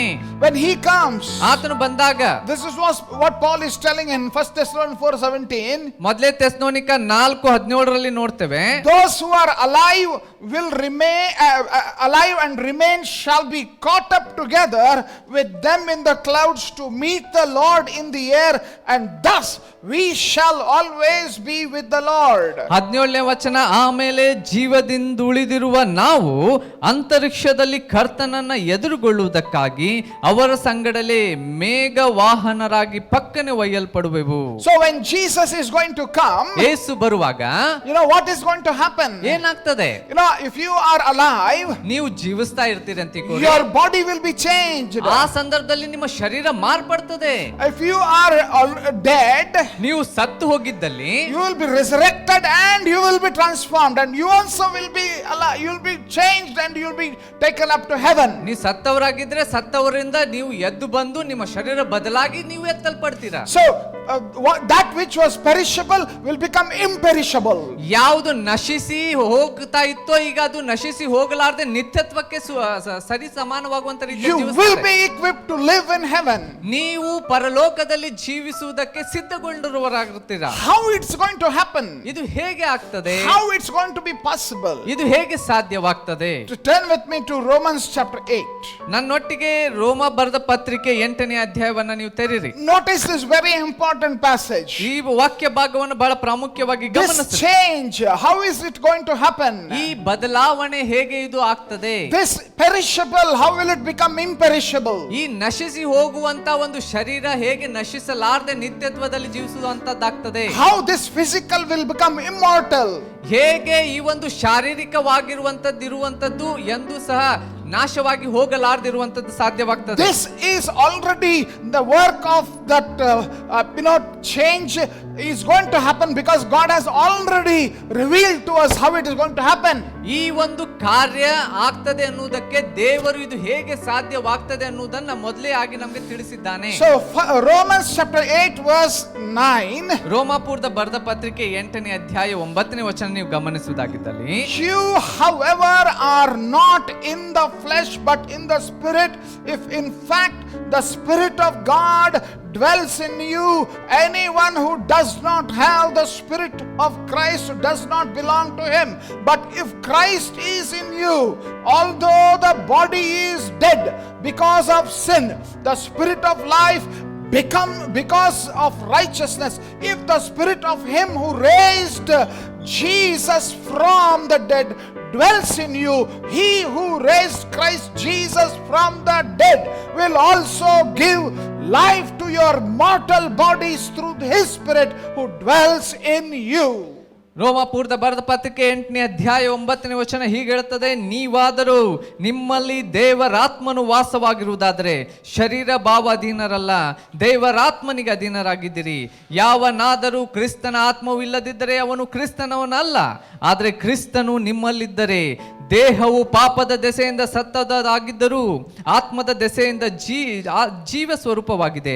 ಯೇಸುವನ್ನ ಸತ್ತವರೊಳಗಿಂದ ಜೀವಿತನಾಗಿ ಎಬ್ಬಿಸಿದ ಆತ್ಮನು ನಿಮ್ಮಲ್ಲಿ ವಾಸವಾಗಿದ್ದರೆ, ಕ್ರಿಸ್ತ ಯೇಸುವನ್ನ ಸತ್ತವರೊಳಗಿಂದ ಎಬ್ಬಿಸಿದ ಆತ್ಮನು ನಿಮ್ಮಲ್ಲಿ ವಾಸವಾಗಿರುವ ತನ್ನ ಆತ್ಮನ ಮೂಲಕ ನಿಮ್ಮ ಮರ್ತ್ಯ ದೇಹಗಳನ್ನು ಸಹ ಬದುಕಿಸುವನು. He who raised Christ Jesus from the dead, Holy Spirit. ಆತನು ಇಲ್ಲಿ ನಾವು ಗಮನಿಸುವಾಗ ಆ ಸತ್ತವರುಗಳಿಂದ ಎಬ್ಬಿಸಿದ ಆತನು, ಅದು ಪರಿಶುದ್ಧಾತ್ಮನು ಯೇಸುವನ್ನು He ಎಬ್ಬಿಸಿದ who ಆತನು. raised Jesus from the dead, the Holy Spirit. ಯೇಸು ಸ್ವಾಮಿಯನ್ನ ಸತ್ತವರೊಳಗಿಂದ ಎಬ್ಬಿಸಿದ ಆತನು, ಅದು ಪರಿಶುದ್ಧಾತ್ಮನು. When He is going to dwell in us, when He lives in us, you know, these mortal bodies through the Spirit also will be transformed for dwelling in eternity. ಆತನು ನಮ್ಮಲ್ಲಿ ವಾಸಿಸುವಾಗ, ನಶಿಸಿ ಹೋಗ್ಲಿಕ್ಕಿರುವಂತ ಈ ಶರೀರ, ಈ ದೇಹದಲ್ಲಿ ಆತನು ಜೀವಿಸುವಾಗ, ಸಮಯ ಬಂದಂತ ಸಂದರ್ಭದಲ್ಲಿ ಆತನು ತಿರುಗಿ ನಮ್ಮನ್ನು ಪುನರುಜ್ಜೀವನ ಮಾಡುವುದರ ಮೂಲಕ When ಬದುಕಿಸುತ್ತಾನೆ. you and I are filled with the power of the Holy Spirit, ನೀನು ನಾನು ಪರಿಶುದ್ಧಾತ್ಮ ಭರಿತರಾಗಿರುವಾಗ, you and I are being led by the Holy ನೀನು Spirit. ನಾನು ಪರಿಶುದ್ಧಾತ್ಮನಿಂದ ನಡೆಸಲ್ಪಡುವಾಗ, That same Holy Spirit is the one who took the mortal body of Jesus and transformed it to the eternal body, ready for eternity, ready to dwell in the kingdom of God. That same Holy Spirit dwells in us, fills us, anoints us, and baptizes us and leads us. ಸತ್ತವರೊಳಗಿಂದ ಎಬ್ಬಿಸಿ ನಶಿಸಿ ಹೋಗುವಂತ ದೇಹವನ್ನ ನಿತ್ಯವಾಗಿ ಬದುಕಿಸುವಂತ ದೇಹವನ್ನಾಗಿ ಮಾರ್ಪಡಿಸಿದಂತ ಅದೇ ಪರಿಶುದ್ಧಾತ್ಮನು ನಮ್ಮ ಜೀವಿತಗಳಲ್ಲಿಯೂ ಸಹ ತುಂಬಿಸಲ್ಪಡುವಾಗ ನಡೆಸಲ್ಪಡುವಾಗ ಆತನು ನಮ್ಮನ್ನ ನಡೆಸಿ ಆ ಒಂದು ನಿತ್ಯತ್ವಕ್ಕಾಗಿ ಸಿದ್ಧಗೊಳಿಸ್ತಾನೆ. So the possibility of change is already started. ಈ ಒಂದು ಮಾರ್ಪಡುವ ಬದಲಾವಣೆಯ ಒಂದು ಸಾಧ್ಯತೆ ಆಗಲೇ ಪ್ರಾರಂಭವಾಗಿದೆ. The Holy Spirit. ಪರಿಶುದ್ಧಾತ್ಮನ ನಿಮಿತ್ತ. Holy Spirit. ಪರಿಶುದ್ಧಾತ್ಮನ ನಿಮಿತ್ತ. Holy Spirit. He is the one who is going to change our lives. ಆ ಪರಿಶುದ್ಧಾತ್ಮನು ಆತನೇ ನಮ್ಮ ಜೀವಿತಗಳನ್ನು ಬದಲಾಯಿಸುವ ಆತನು. If you have any doubts, go look at Romans chapter 8 verse 9, 10, 11. Carefully study that. ನಿಮಗೆ ಈ ಒಂದು ವಿಷಯದಲ್ಲಿ ಏನಾದ್ರೂ ಸಂಶಯ ಏನಾದ್ರೂ ಇದ್ದಲ್ಲಿ ರೋಮಾಪುರದ ಬರೆದ ಪತ್ರಿಕೆ 8ನೇ ಅಧ್ಯಾಯ 9, 10, 11 ವಚನ ದಯಮಾಡಿ ಹೋಗಿ ಓದ್ರಿ. Some of us are least bothered to be filled with the power of the Holy Spirit, to be led by the power of the Holy Spirit. We just think that belongs to that denomination, that belongs to that people, these people. Remember, Holy Spirit played a very important role in the resurrection of Jesus Christ. ಕೆಲವೊಬ್ಬರು ನಂಬ್ತಾರೆ ಪರಿಶುದ್ಧಾತ್ಮನ ಅಂತ ಹೇಳುವಾಗ ಅದನ್ನು ಅಲಕ್ಷಿಸುವಂತವರಾಗಿದ್ದಾರೆ. ಇದು ಈ ಪಂಗಡಕ್ಕೆ, ಇದು ಈ ಜನರಿಗೆ, ಈ ಸಭೆಗೆ ಮಾತ್ರ ಸಂಬಂಧಪಟ್ಟಿರುವಂತದ್ದು ಅಂತ ಹೇಳ್ತಾರೆ. ಆದ್ರೆ ಪರಿಶುದ್ಧಾತ್ಮನು ಬರುವಾಗ ಇಲ್ಲಿ ನಾವು ಗಮನಿಸ್ತೇವೆ ಪುನರ್ಜೀವಿಸುವುದಕ್ಕಾಗಿ ಆತನಲ್ಲಿ ಕಾರ್ಯ ಮಾಡುವುದನ್ನು In Matthew chapter 24, ಮತ್ತಾಯನ ಸುವಾರ್ತೆ 24ನೇ ಅಧ್ಯಾಯದಲ್ಲಿ what happens is Jesus is talking about all the signs of the second coming of Jesus. ಅಲ್ಲಿ ಯೇಸು ಸ್ವಾಮಿ ಎರಡನೇ ಬರೋಣಕ್ಕೆ ಸಂಬಂಧಪಟ್ಟಂತ ಮಾತುಗಳನ್ನು ಯೇಸು ಸ್ವಾಮಿ ಅಲ್ಲಿ ಹೇಳ್ತಾನೆ. Lots of signs. What will happen? He has given what all is going to be happening at the time when Jesus is coming. ಯೇಸು ಸ್ವಾಮಿ ಬರುವಂತ ಸಂದರ್ಭದಲ್ಲಿ ಏನು ಸೂಚನೆಗಳಿರ್ತವೆ, ಚಿಹ್ನೆಗಳಿರ್ತವೆ, ಏನೇನಾಗ್ತದೆ ಅನ್ನುವಂಥದ್ದನ್ನ ಆತನು ಹೇಳ್ತಾ ಅಲ್ಲಿ ಹೋಗ್ತಾ ಇರ್ತಾನೆ. But do you notice the beginning of chapter 25?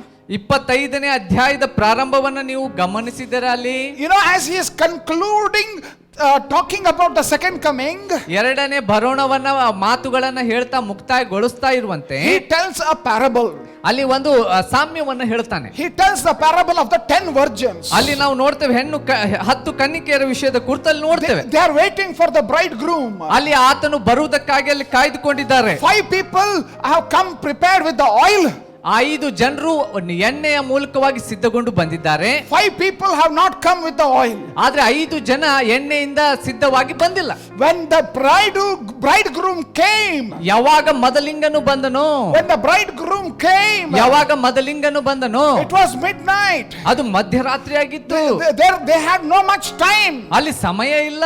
And so those who did not have oil are begging with those who are having oil, give us some oil. ಓ ಎಣ್ಣೆ ಇಲ್ಲದವರು ಎಣ್ಣೆ ಇದ್ದವರಿಗೆ ಕೇಳ್ತಾ ಇದ್ದಾರೆ, ದಯಮಾಡಿ ನಮಗೆ ಎಣ್ಣೆ ಕೊಡ್ರಿ. You know what? That those who had oil could not give, because if they would give, they will also not have, and both the people would be left behind. ಇದ್ದವರು ಸಹ ಕೊಡ್ಲಿಕ್ಕೆ ಸಾಧ್ಯ ಇಲ್ಲ, ಯಾಕಂದ್ರೆ ಇದ್ದದ್ದನ್ನ ಕೊಟ್ಟು ಬಿಟ್ರೆ ಅವ್ರಿಗೂ ಸಾಲೋದಿಲ್ಲ ಅಂತ ಹೇಳಿ ಏನು ಕೊಡ್ಲಿಲ್ಲ ಅವರು. So they were left behind. ಅವರು ಹಿಂದ್ಗಡೆ ಉಳಿದ್ಬಿಟ್ರು. They were left behind. ಅವ್ರು ಹಿಂದ್ಗಡೆ ಉಳಿದ್ಬಿಟ್ರು. Who are these 5 people? ಯಾರು ಈ 5 ಜನರು? They who neglected to be prepared with the oil.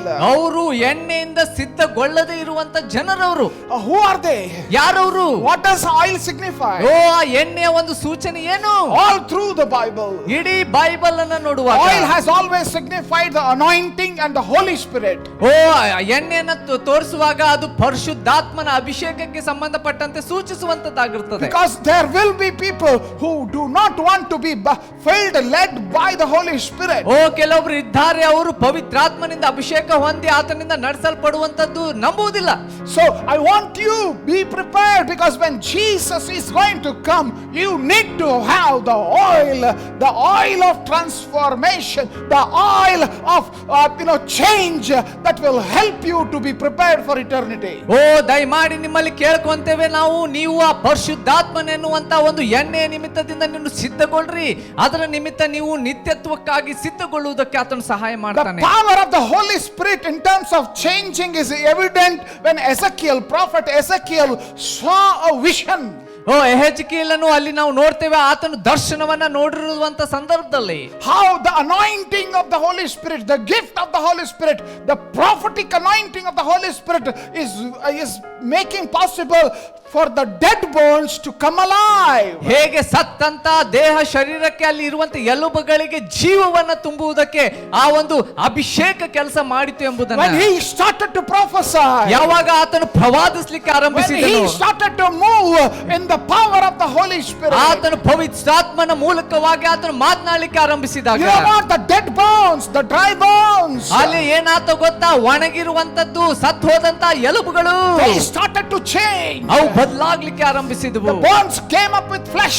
ಓ ಆ ಒಂದು ಎಲುಬುಗಳಲ್ಲಿ ಒಂದು ಚರ್ಮ, ಒಂದು ಮಾಂಸಖಂಡಗಳು ಬರ್ಲಿಕ್ಕೆ Skin ಆರಂಭಿಸಿದವು. came. ಓ ಅದು ಚರ್ಮ ಬರ್ಲಿಕ್ಕೆ They ಆರಂಭಿಸಿದವು. became bodies. ಅವರು ಶರೀರಗಳಾದ್ರು. And God breathed over them the breath, the Holy Spirit breath came, and they became living people. ಆ ಸಮಯದಲ್ಲಿ ದೇವರು ತನ್ನ ಉಸಿರನ್ನ ಅವರಿಗೆ ಕೊಟ್ಟರು, ಪರಿಶುದ್ಧಾತ್ಮನ ನಿಮಿತ್ತದಿಂದ ಅವರು ಜೀವಿಸುವ And it ಪ್ರಾಣಿಯಾದ್ರು. became an army. ಆದ್ರ ನಂತರ ಒಂದು ಸೈನ್ಯ ಅದು ಆಯ್ತು. God has already shown and demonstrated what the power of the Holy Spirit can do in and through our lives. ನಮ್ಮ ಜೀವನದಲ್ಲಿ ದೇವರು ಪರಿಶುದ್ಧಾತ್ಮನ ಶಕ್ತಿಯ ನಿಮಿತ್ತ ಏನ್ ಮಾಡ್ಲಿಕ್ಕಿದ್ದಾನೆ, ಮಾಡಬಹುದು ಎನ್ನುವುದನ್ನ ಆತನು ಅನೇಕ ಕಾರ್ಯಗಳ ಮೂಲಕವಾಗಿ ತಿಳಿಸಿದ್ದಾನೆ. We are approaching this Pentecost Sunday. ಈ ಬರುವಂತ ವಾರದಲ್ಲಿ ನಾವು ಪಂಚಾಶತ್ತಮದ ಭಾನುವಾರಕ್ಕೆ ಹೋಗ್ಲಿಕ್ಕಿದ್ದೇವೆ. We are going to be spending through the week praying and praying and praying, and to be filled with the power of the Holy Spirit. Every family, every believer, every follower of Jesus Christ must be filled with the power of the Holy Spirit. ಓ ನಾವು ಪ್ರಾರ್ಥಿಸಲಿಕ್ಕಿದ್ದೇವೆ, ಬರುವಂತ ಈ ವಾರ ಪೂರ್ತಿ ನಾವು ಪರಿಶುದ್ಧಾತ್ಮ ಭರಿತರಾಗುವಂತೆ, ಪ್ರತಿಯೊಂದು ಕುಟುಂಬದ ಜನರು ತುಂಬಿಸಲ್ಪಡುವಂತೆ ಪ್ರಾರ್ಥನೆ ಮಾಡಿ ಬಲ ಹೊಂದಲಿಕ್ಕಿದ್ದೇವೆ. Don't be foolish to ignore the need of the Holy Spirit in your life. ಓ ನಿಮ್ಮ ಜೀವನದಲ್ಲಿ ಪರಿಶುದ್ಧಾತ್ಮನ ಅವಶ್ಯಕತೆ ಇದೆ ಎಂಬುದನ್ನ ನೀವು ಅಲಕ್ಷಿಸುವಂತ ಒಂದು ಮೂರ್ಖತನ ಮಾಡಲಿಕ್ಕೆ ಹೋಗಬೇಡ್ರಿ. Jesus is coming back again. ಯೇಸು ತಿರುಗಿ ಬರ್ಲಿಕ್ಕಿದ್ದಾನೆ. Jesus is coming back again. ಯೇಸು ತಿರುಗಿ ಬರ್ಲಿಕ್ಕಿದ್ದಾನೆ. As we move on to 1 Corinthians chapter 15 and look at the next verse 52. 52ನೇ ವಚನ, ಮೊದಲೇ ಕೊರಿಂಥ 15ನೇ ಅಧ್ಯಾಯ 52ನೇ ವಚನ ಮುಂದೆ ನಾವು ನೋಡುವಾಗ, In a moment, in the twinkling of an eye, at the last trumpet, for the trumpet will sound, and the dead will be raised imperishable, and we shall be changed. ಆದರೆ ಕಡೆಯ ತುತ್ತೂರಿ ಧ್ವನಿಯಾಗುವಾಗ ನಾವೆಲ್ಲರೂ ಒಂದೇ ಕ್ಷಣದಲ್ಲಿ ರೆಪ್ಪೆ ಬಡಿಯುವಷ್ಟರೊಳಗಾಗಿ ಮಾರ್ಪಡುವೆವು. ತುತ್ತೂರಿ ಊದಲಾಗಿ ಸತ್ತವರು ನಿರ್ಲಯರಾಗಿ ಎಬ್ಬಿಸಲ್ಪಡುವರು, ನಾವು ಮಾರ್ಪಡುವೆವು. In a moment, ಕಣ್ಣು ರೆಪ್ಪೆ ಬಡಿಯುವುದಕ್ಕಾಗಿ, in a moment, in the twinkling of an eye, ಕ್ಷಣದಲ್ಲಿಯೇ ಕಣ್ಣು ರೆಪ್ಪೆ ಬಡಿಯುವುದಕ್ಕೆ ಮುಂಚಿತವಾಗಿಯೇ, in fact, in the smallest imaginable time, ಬಹಳ ನಾವು ಯೋಚಿಸ್ಲಿಕ್ಕೂ ಸಾಧ್ಯವಾಗದಿರುವಂತ ಚಿಕ್ಕ ಸಮಯ, change will be extremely fast and instantaneous. ಬಹಳ ತಕ್ಷಣವೇ ಅತಿ ಬೇಗನೆ ಬದಲಾವಣೆ ಮಾರ್ಪಾಟನ್ನ ಅದು ಹೊಂದುವಂತ ಸಮಯದು. So quickly, ಬಹಳ ತಕ್ಷಣವೇ. you would not have time to really pick up certain things, and are not possible. ಓ ನೀವು ಆ ಸಮಯದಲ್ಲಿ ಏನಾದ್ರೂ ತೆಗೆದುಕೊಳ್ಬೇಕು, ಸಿದ್ಧಗೊಳ್ಬೇಕು ಅನ್ನುವಂಥದ್ದಕ್ಕೆ ಯಾವುದೇ ಸಮಯ ಅಲ್ಲಿಲ್ಲ. So as we read in verse 52, 52ನೇ ವಚನ ನಾವು ಓದುವಾಗ, the Bible says, for the last trumpet will sound. ಆದ್ರೆ ಕಡೆಯ ತುತ್ತೂರಿಯ ಧ್ವನಿಯಾಗುವಾಗ, The last trumpet for all living and dead believers and disciples of Christ. ಯೇಸು ಕ್ರಿಸ್ತನನ್ನ ನಂಬಿರುವಂತ ಜೀವಿಸುವಂತವರು ಸತ್ತಂತವರಿಗಾಗಿರುವಂತ ಕೊನೆಯ ತುತ್ತೂರಿ ಇದು. It will sound the end of the church age. ಓ ಸಭೆಯ ಒಂದು ಜೀವನ ಮಾನ ಕಾಲ, ಅದು ಮುಕ್ತಾಯದ ಒಂದು ಸಮಯ ಅದು. So the age of the church concludes with the church being lifted. ಯಾಕಂದ್ರೆ ಸಭೆ ಎತ್ತಲ್ಪಡುವಂತದ್ದಾಗಿರ್ತದೆ, ಅದಕ್ಕೋಸ್ಕರ ಆ ಸಭೆಯ ಒಂದು ಜೀವನ ಅಂತಂದು ಅಲ್ಲಿಗೆ ಮುಕ್ತಾಯವನ್ನುವಂತ ರೀತಿ ಒಳಗೆ All believers will be removed from planet earth. ಎಲ್ಲ ವಿಶ್ವಾಸಿಗಳು ಈ ಭೂಲೋಕದಿಂದ ಎತ್ತಲ್ಪಡ್ತಾರೆ. That's what in 1 Thessalonica chapter 4 verse 16 and 17. ಮೊದಲೇ ಥೆಸಲೋನಿಕ ಪತ್ರಿಕೆಯಲ್ಲಿ ನಾವು ಗಮನಿಸ್ತೇವೆ, 4ನೇ ಅಧ್ಯಾಯ 16ನೇ ವಚನ. The Bible says, ಬೈಬಲ್ ಈ ರೀತಿಯಾಗಿ ಹೇಳ್ತದೆ, "For the Lord himself will descend from heaven with a shout, with the voice of the archangel, with the trumpet of God, and the dead in Christ shall rise first. Then we who are alive and remain shall be caught up together with them in the clouds to meet the Lord in the air, and thus we shall always be with the Lord." 16ನೇ ವಚನ, ಮೊದಲೇ ಥೆಸಲೋನಿಕ 4:16, ಪ್ರಧಾನ ದೂತ ಶಬ್ದದೊಡನೆಯೂ ದೇವರ ತುತ್ತೂರಿ ಧ್ವನಿಯೊಡನೆಯೂ ಆಕಾಶದಿಂದ ಇಳಿದು ಬರುವನು. ಆಗ ಕ್ರಿಸ್ತನಲ್ಲಿರುವ ಸತ್ತವರು ಮೊದಲು ಎದ್ದು ಬರುವರು. ಆಮೇಲೆ ಜೀವದಿಂದಿರುವಂತ ನಾವು ಅಂತರಿಕ್ಷದಲ್ಲಿ ಕರ್ತನನ್ನು ಎದುರುಗೊಳ್ಳುವುದಕ್ಕಾಗಿ ಅವರ ಸಂಗಡಲೇ ಮೇಘವಾಹನರಾಗಿ ಪಕ್ಕನೆ ಒಯ್ಯಲ್ಪಡುವೆವು. The coming of the Lord Jesus Christ is a guarantee. ಯೇಸು ಸ್ವಾಮಿ ತಿರುಗಿ ಬರುವಂತ ವಿಷಯ ಅದು ಖಚಿತವಾದದ್ದು, ಸತ್ಯವಾದದ್ದು. If you have any doubt, ನಿಮ್ಮಲ್ಲಿ ಯಾವುದೇ ಸಂಶಯ ಇದ್ದಲ್ಲಿ, look at what is happening right now in Jerusalem, the conflict between Palestine and Israel. Israel ಮತ್ತು ಪ್ಯಾಲೆಸ್ತೀನರ ಮಧ್ಯದಲ್ಲಿ ನಡೀತಾ ಇರುವಂತ ಘರ್ಷಣೆಯನ್ನ ಈ ದಿನಗಳಲ್ಲಿ ಯೆರೂಸಲೇಮಿನಲ್ಲಿ ಏನ್ ನಡೀತಾ ಇದೆ ಅಂತ ನೋಡ್ರಿ. All of a sudden, ತಕ್ಷಣವೇ ಆಗಿರುವಂತದ್ದು, all of a sudden, ಒಮ್ಮೊಮ್ಮಂದಲೇ ಆಗಿರುವಂತದ್ದು, the whole situation is changed. ಎಲ್ಲವೂ ಬದಲಾಗಿ ಹೋಗ್ಬಿಡ್ತಾ ಇದೆ. Night sky is lit with fire. ಅಲ್ಲಿ ಕತ್ತಲೆಯ ಸಮಯದಲ್ಲಿ ಸಂಪೂರ್ಣವಾಗಿ ಬೆಂಕಿಯಿಂದ ಹತ್ತಲ್ಪಟ್ಟಿರುವಂತದ್ದು. Why? ಯಾಕೆ?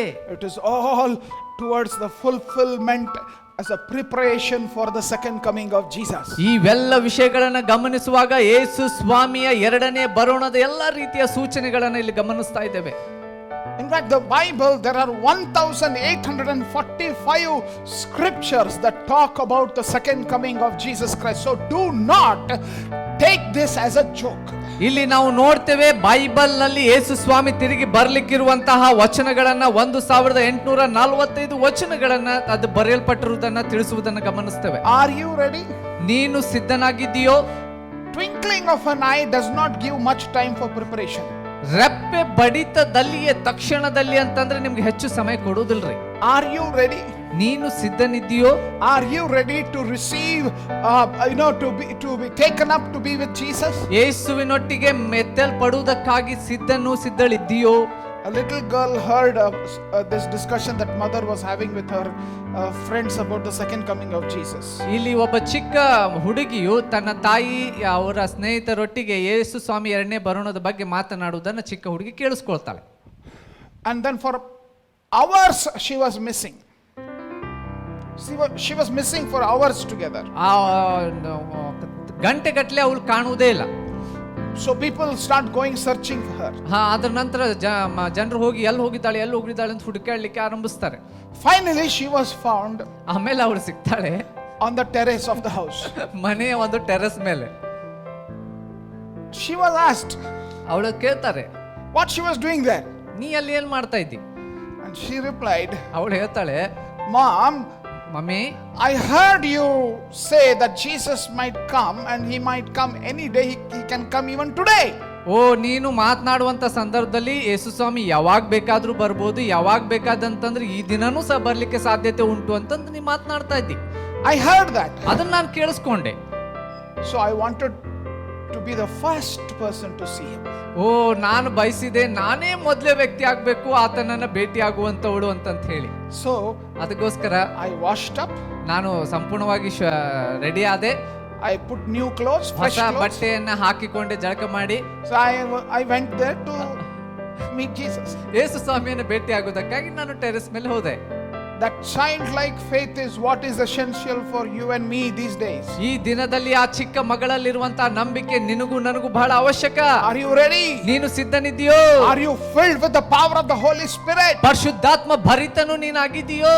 Are you ready? The power of change is the Holy Spirit. Are you ready and getting ready to be taken up to be with Jesus. ಪರಿಶುದ್ಧಾತ್ಮನು ಅಂತ ಹೇಳುವಾಗ ಆ ಪರಿಶುದ್ಧಾತ್ಮನ ಶಕ್ತಿಯ ನಿಮಿತ್ತ ನೀನು ಎತ್ತಲ್ಪಡುವುದಕ್ಕಾಗಿ ನಿನ್ನನ್ನು ಸಿದ್ಧಗೊಳಿಸುವಂತ ಕೆಲಸದಲ್ಲಿ ನೀನು ಸಿದ್ಧನಿದ್ದೀಯು. Verse 54 onwards, 1 Corinthians chapter 15 verse 54. ಮೊದಲೇ ಕೊರಿಂಥ 15ನೇ ಅಧ್ಯಾಯ 54ನೇ ವಚನದಿಂದ ಮುಂದೆ ನೋಡುವಾಗ Paul says, when the in fact actually as we read there, when the for the perishable for this perishable body must put on imperishable, and this mortal body must put on immortality. Verse 53, when the perishable puts on the imperishable and the mortal puts on the immortality, then shall come to pass the saying that is written, death is swallowed up in victory. 53ನೇ ವಚನದಿಂದ ನಾವು ಗಮನಿಸುವುದಾಗಿದ್ದಲ್ಲಿ, ಲಯವಾಗುವ ದೇಹವು ನಿರ್ಲಯತ್ವವನ್ನು ಧರಿಸಿಕೊಳ್ಳುವುದು, ಮರಣಾಧೀನವಾಗಿರುವಂತ ದೇಹವು ಅಮರತ್ವವನ್ನು ಧರಿಸಿಕೊಳ್ಳುವುದು. ಅವಶ್ಯ ಲಯವಾಗುವ ದೇಹವು ನಿರ್ಲಯತ್ವವನ್ನು ಧರಿಸಿಕೊಂಡಾಗ, ಮರಣಾಧೀನವಾಗಿರುವ ಈ ದೇಹವು ಅಮರತ್ವವನ್ನು ಧರಿಸಿಕೊಂಡಾಗ ಬರೆದಿರುವ ಮಾತು ನೆರವೇರುವುದು. So this change which happens because of the power of the Holy Spirit, ಈ ಬದಲಾವಣೆ ಯಾಕಂತಂದ್ರೆ ಪರಿಶುದ್ಧಾತ್ಮನ ಶಕ್ತಿಯ ನಿಮಿತ್ತ ಈ ಬದಲಾವಣೆಯನ್ನು ಕಾಣ್ತೇವೆ. Christ's resurrection, remember, broke the power of death for those who believe and follow him. ಯೇಸು ಸ್ವಾಮಿಯ ಪುನರುತ್ಥಾನ ಮರಣದ ಮೇಲೆ ಸಂಪೂರ್ಣವಾಗಿ ಅಧಿಕಾರವನ್ನ ತೆಗೆದುಕೊಂಡು ಯಾರ್ಯಾರು ಯೇಸುವನ್ನ ನಂಬ್ತಾರೋ ಅವರ ಮರಣ ಮೇಲೆ ಜಯವನ್ನು ಹೊಂದ್ತಾರೆ. Romans chapter 6 verse 9 and 10 tells us this. ರೋಮಾಪುರದ ಬರೆದ ಪತ್ರಿಕೆ 6ನೇ ಅಧ್ಯಾಯ 9ನೇ ವಚನ ನಾವು ಗಮನಿಸುವುದಾಗಿದ್ದಲ್ಲಿ, And 10th verse, 10ನೇ ವಚನ ನೋಡುವುದಾಗಿದ್ದಲ್ಲಿ, death no longer is master over him. ಇಲ್ಲಿ ನಾವು ನೋಡ್ತೇವೆ, ಅಲ್ಲಿ ನೋಡುವಾಗ 6ನೇ ಅಧ್ಯಾಯ 9ನೇ ವಚನದಲ್ಲಿ ನಾವು ಗಮನಿಸುವುದಾಗಿದ್ದಲ್ಲಿ, You know, we can just tell the summary. Death no longer has mastery over him. ಮರಣವು ಆತನ ಮೇಲೆ ಎಂದು ಜಯವನ್ನ ಸಾಧಿಸಲಿಕ್ಕೂ ಅಧಿಕಾರ ಪಡೆಯುವುದಕ್ಕೂ ಸಾಧ್ಯವಾಗುವುದಿಲ್ಲ. See, death is an enemy of man, and please remember, its dominion is since the time man fell in sin. ಪಾಪದಲ್ಲಿ ಮನುಷ್ಯನು ಬಿದ್ದದ ನಂತರದಿಂದ ಮರಣ ಅನ್ನುವಂಥದ್ದು ಮಾನವನ ಜೀವನದ ಮೇಲೆ ಅಧಿಕಾರವನ್ನ ಸಾಧಿಸುವುದಕ್ಕೆ ಸಾಧ್ಯವಾಯಿತು. So it is hurting relationships. ಅದು ಸಂಬಂಧಗಳ ಮಧ್ಯದಲ್ಲಿ ಆ ಒಂದು ನೋವನ್ನು ಉಂಟು ಮಾಡುವಂತದ್ದು It is ಮಾಡುತ್ತದೆ. hurting families. ಕುಟುಂಬಗಳಿಗೆ ಇದು ನೋವನ್ನು ಉಂಟು ಮಾಡ್ತಾ ಇದೆ. It is causing us to cry. ಅಳುವಂತೆ ಅದು ನಮ್ಮನ್ನ ಮಾಡ್ತಾ ಇದೆ. You know, that is what we see. You know, when anybody is dead, we miss them. We sit and cry. ನಾವು ಅದಕ್ಕೋಸ್ಕರವೇ ಪ್ರತಿ ಸಾರಿ ನಮ್ಮವರು ಯಾರಾದರೂ ಸತ್ತಂತ ಪಕ್ಷದಲ್ಲಿ ನಾವು ಕುಂತ ಅವ್ರಿಗೋಸ್ಕರ ಗೋಳಾಡಿ ದುಃಖಪಟ್ಟು ಅಳುತ್ತೇವೆ. So, but when Christ comes, ಯೇಸು ಸ್ವಾಮಿ ಬರುವಾಗ verse 53, 53ನೇ ವಚನ ನಾವು now notice ನೋಡುವುದಾಗಿದ್ದಲ್ಲಿ, that for this perishable body must put on imperishable, the mortal body become immortal. ಲಯವಾಗುವ ಈ ದೇಹವು ನಿರ್ಲಯತ್ವವನ್ನು ಧರಿಸಿಕೊಳ್ಳುವುದು, ಮರಣಾಧೀನವಾಗಿರುವಂತ ಈ ದೇಹವು ಅಮರತ್ವವನ್ನು ಧರಿಸಿಕೊಳ್ಳುವುದು. So Paul is quoting prophet Isaiah there. ಯೆಶಾಯನ ಒಂದು ಪ್ರವಾದನೆಯ ಮಾತುಗಳನ್ನು ಇಲ್ಲಿ ಪೌಲನು ತಿರುಗಿ ಇಲ್ಲಿ ಉಲ್ಲೇಖಿಸಿ ತಿಳಿಸ್ತಾ ಇದ್ದಾನೆ. Prophet Isaiah had prophesied. ಈ ಯೆಶಾಯನು ಈ ಒಂದು ವಿಷಯವನ್ನ ಆತನು ಪ್ರವಾದಿಸಿದನು. Death is swallowed up in victory. ಅಲ್ಲಿ ಮರಣ ಅನ್ನುವಂಥದ್ದನ್ನ ಸಂಪೂರ್ಣವಾಗಿ ಜಯವು ನುಂಗಿ ಹಾಕಿಬಿಟ್ಟಿದೆ.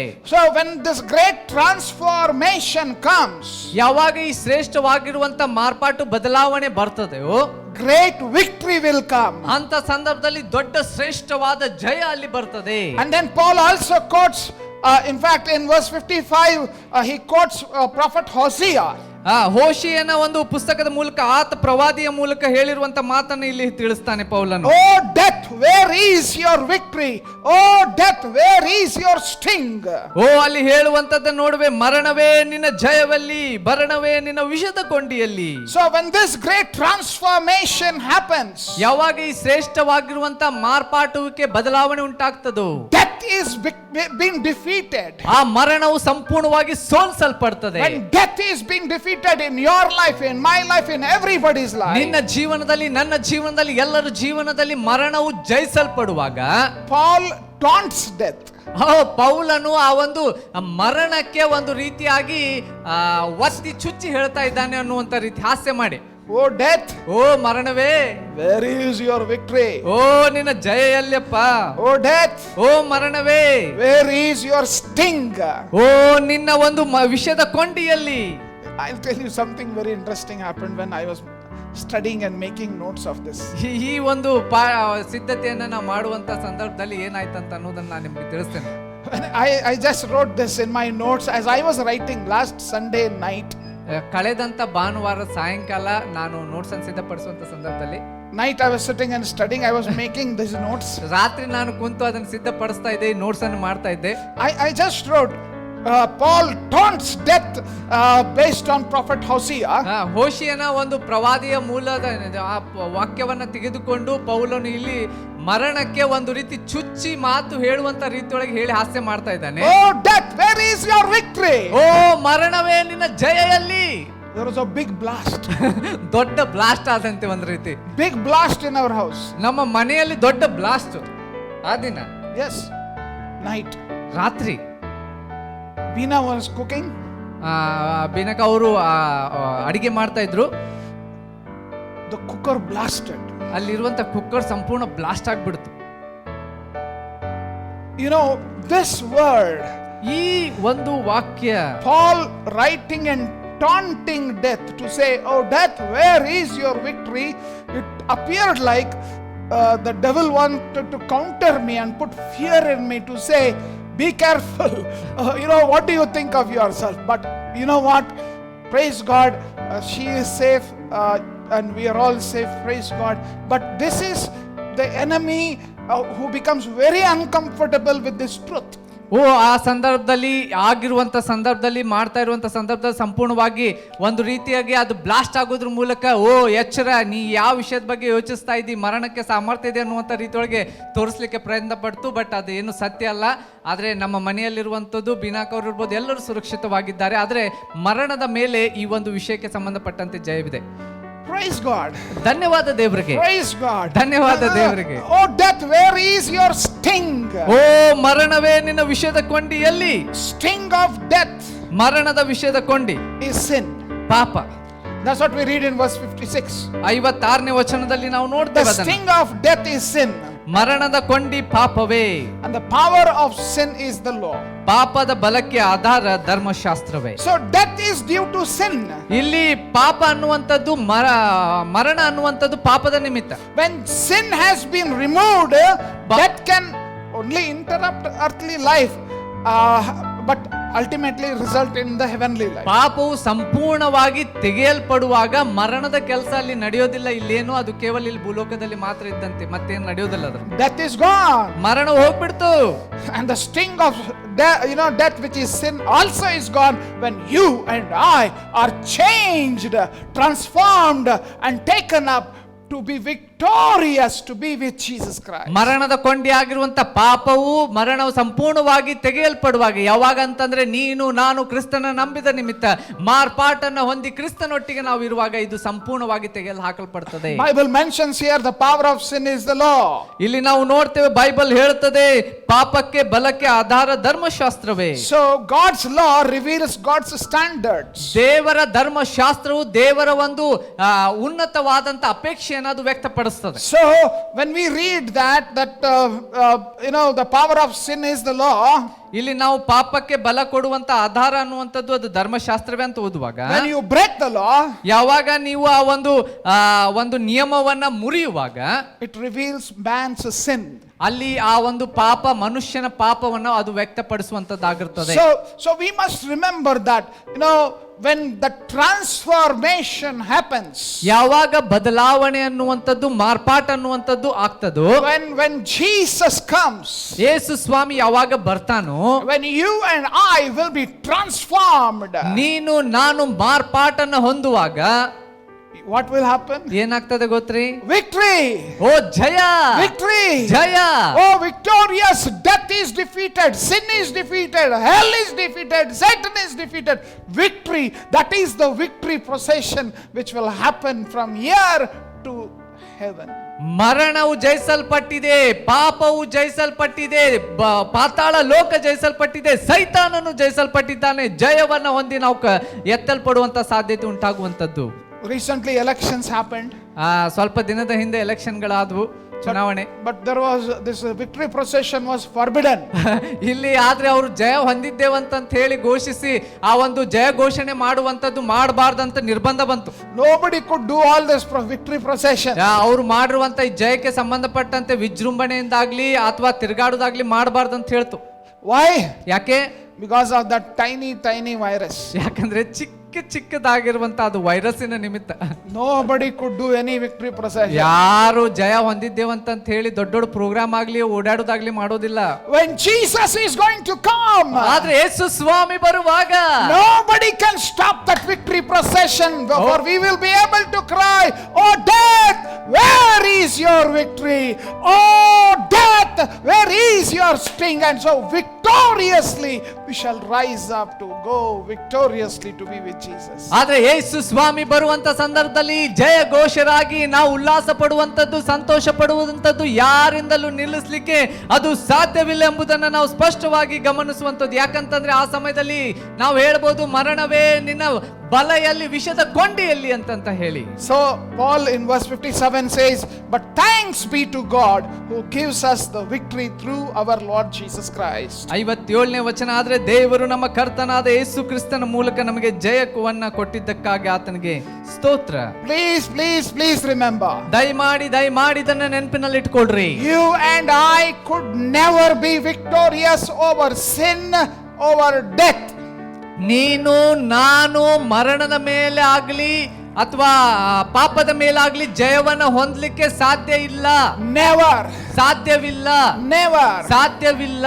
But how are we victorious? ಹೇಗೆ ನಾವು ಜಯಶಾಲಿಗಳಾಗ್ತೇವೆ? As verse 57 says, 57ನೇ ವಚನ ಹೇಳುವಂತೆ, praise be to God, thanks be to God who gives us victory through our Lord Jesus Christ.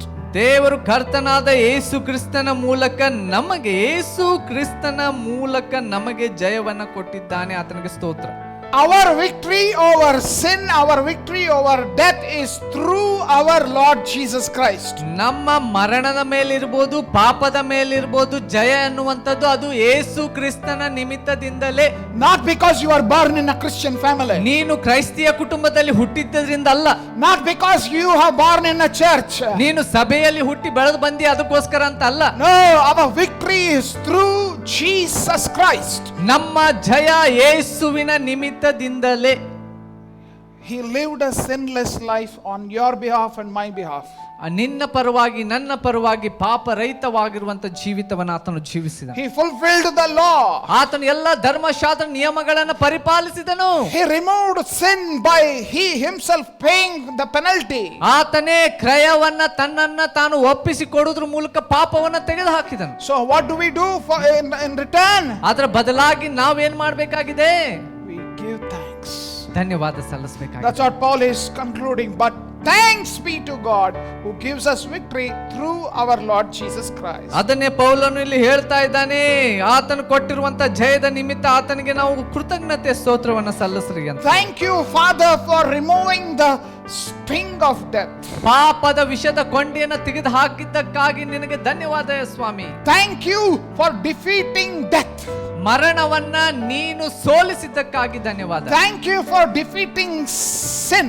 ಪಾಪವನ್ನ ನೀನು ಸೋಲಿಸಿದ್ದಕ್ಕಾಗಿ ಧನ್ಯವಾದ. Thank you for defeating hell. ಪಾತಾಳವನ್ನ ಜಯಿಸಿದ್ದಕ್ಕಾಗಿ ಸೋಲಿಸಿದ್ದಕ್ಕಾಗಿ ಧನ್ಯವಾದ. Thank you for defeating Satan. ಸೈತಾನನನ್ನ ಸೋಲಿಸಿದ್ದಕ್ಕಾಗಿ ಧನ್ಯವಾದ. We are heading towards that celebration day. ನಾವು ಉಲ್ಲಾಸ ಪಟ್ಟು ಸಂತೋಷ ಪಡುವಂತ ವಿಜೃಂಭಿಸುವಂತ ಸಮಯಕ್ಕೆ ನಾವು ಹೋಗ್ತಾ ಇದ್ದೇವೆ. Take time to say thank you, Jesus, for the victory that we have through him. ಆ ಯೇಸುವಿನ ನಿಮಿತ್ತ ನಮಗೆ ಸಿಕ್ಕಿರುವಂತಹ ಜಯಕ್ಕಾಗಿ ನಾವು ಸಮಯವನ್ನು ತೆಗೆದುಕೊಂಡು ದೇವರಿಗೆ ಕೃತಜ್ಞತೆ He ಸಲ್ಲಿಸೋಣ. became obedient so we could be saved. ಆತನು ವಿಧೇಯನಾದನು, ಆ ವಿಧೇಯತೆ ನಿಮಿತ್ತದಿಂದ ನೀನು ನಾನು ರಕ್ಷಿಸಲ್ಪಟ್ಟೆವು. Because of him only, through Jesus Christ. ಯೇಸುವಿನ ನಿಮಿತ್ತದಿಂದಲೇ, ಯೇಸುವಿನ ನಿಮಿತ್ತದಿಂದ. Remember this, not only Jesus died for you and me. ನಿನಗೋಸ್ಕರ ನನಗೋಸ್ಕರ ಮಾತ್ರ ಅಂತಲ್ಲ ಯೇಸು ಸ್ವಾಮಿ ಸತ್ತಿರುವಂತದ್ದು. He did it for every human being. ಮನುಷ್ಯ ಕುಲದ ಪ್ರತಿಯೊಬ್ಬ ವ್ಯಕ್ತಿಗಾಗಿ ಆತನು ಮರಣವನ್ನು ಹೊಂದಿದ. You are listening to this message online for the first time? First time ನೀವು ಆನ್ಲೈನ್ ಮೂಲಕ ಈ ಸಂದೇಶವನ್ನ ಕೇಳ್ತಾ ಇದ್ದೀರೋ, Do you know Jesus loves you? ನಿಮ್ಗೆ ಗೊತ್ತಾ ಯೇಸು ಸ್ವಾಮಿ ನಿಮ್ಮನ್ನು ಪ್ರೀತಿಸ್ತಾನೆ? Jesus loves you. ಯೇಸು ಸ್ವಾಮಿ ನಿಮ್ಮನ್ನು ಪ್ರೀತಿಸ್ತಾನೆ. He died for your sin and my sin. ನಿನ್ನ ಪಾಪ ನನ್ನ ಪಾಪಕ್ಕಾಗಿ ಆತನು ಮರಣವನ್ನು ಹೊಂದಿದನು. And when you believe and follow him, ಯಾವಾಗ ನೀನು ನಂಬಿ ಆತನನ್ನು ಹಿಂಬಾಲಿಸ್ತೀಯೋ, you know the victory that he has brought will become your victory. ಆತನು ತೆಗೆದುಕೊಂಡು ಬಂದಂತ ಜಯಸಾಸಿರುವಂತಹ ಜಯ ನಿನ್ನ ಒಂದು ಜಯವಾಗ್ಲಿಕ್ಕಿದೆ. And I request you, ನಾನು ನಿನಗೆ ಕೇಳ್ಕೊಳ್ತೇವೆ, be part of this victory. ಈ ಒಂದು ಜಯದಲ್ಲಿ ನೀನು ಸಹ ಭಾಗಿಯಾಗು. Come join Jesus. ಯೇಸುವಿನ ಕಡೆ ಬಂದು ನೀನು ಸೇರು. Come follow Jesus. ಯೇಸುವನ್ನು ಹಿಂಬಾಲಿಸು. Because Jesus will give us victory.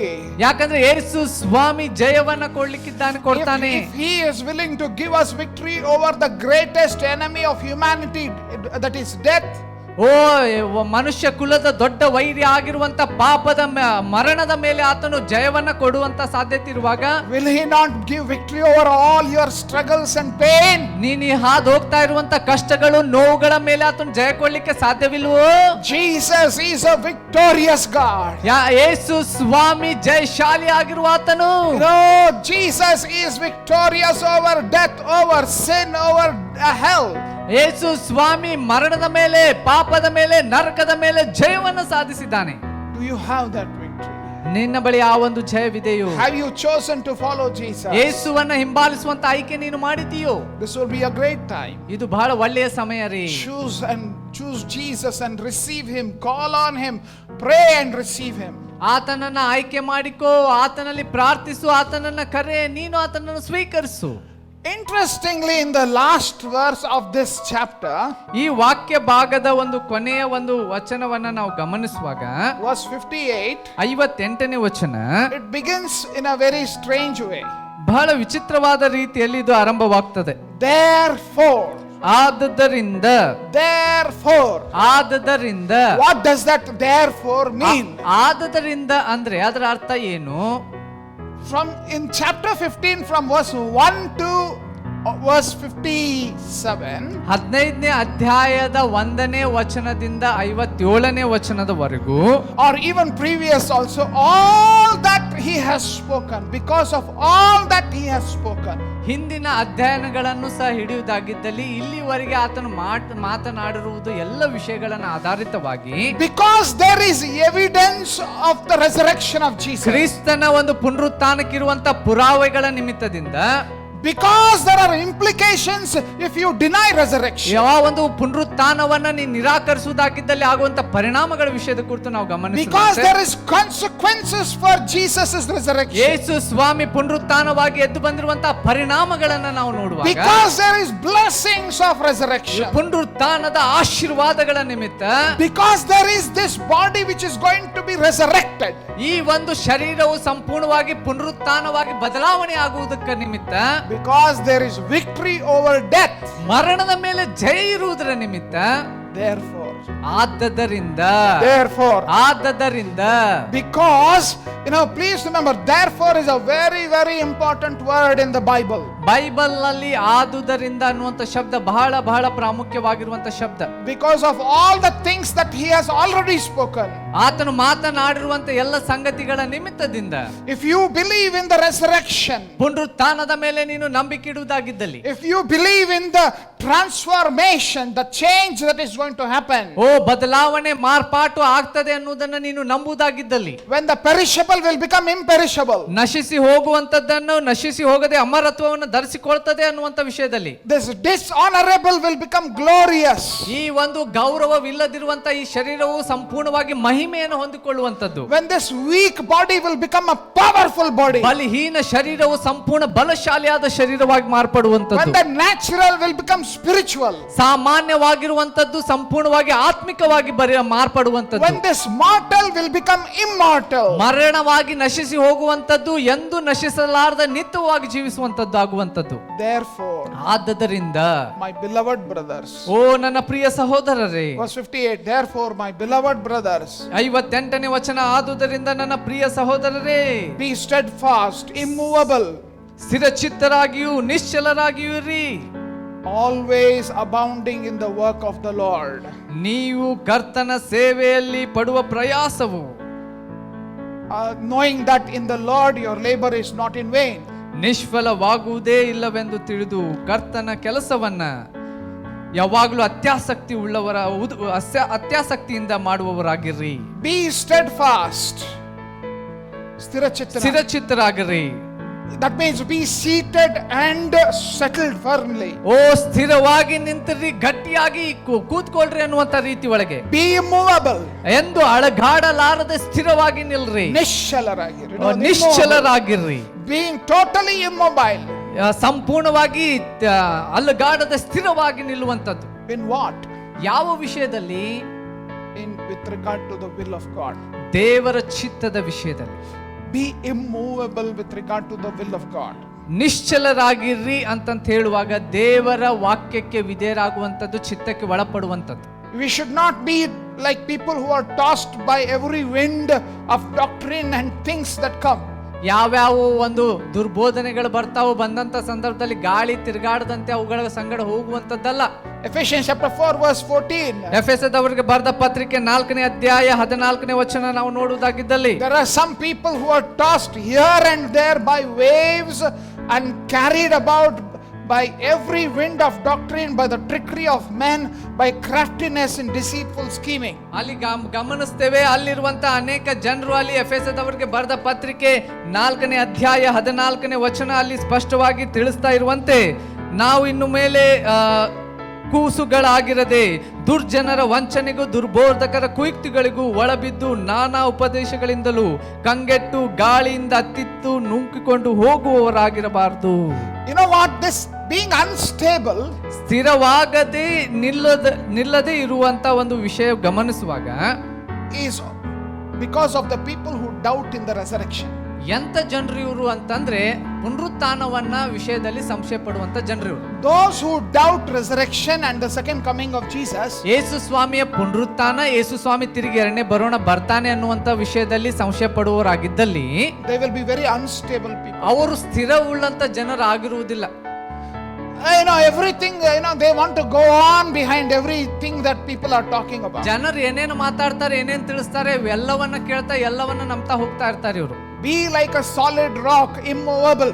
ಒಂದು ಗಟ್ಟಿಯಾದ ಕಲ್ಲು ಬಂಡೆ ಅಂತ ಇರಬೇಕು, ಅದು ಎಂದು ಅಲಗಾಡದೆ ಸ್ಥಿರವಾಗಿ ನಿಲ್ಲುವಂಥದ್ದು. Be in the will of God, solid, stable.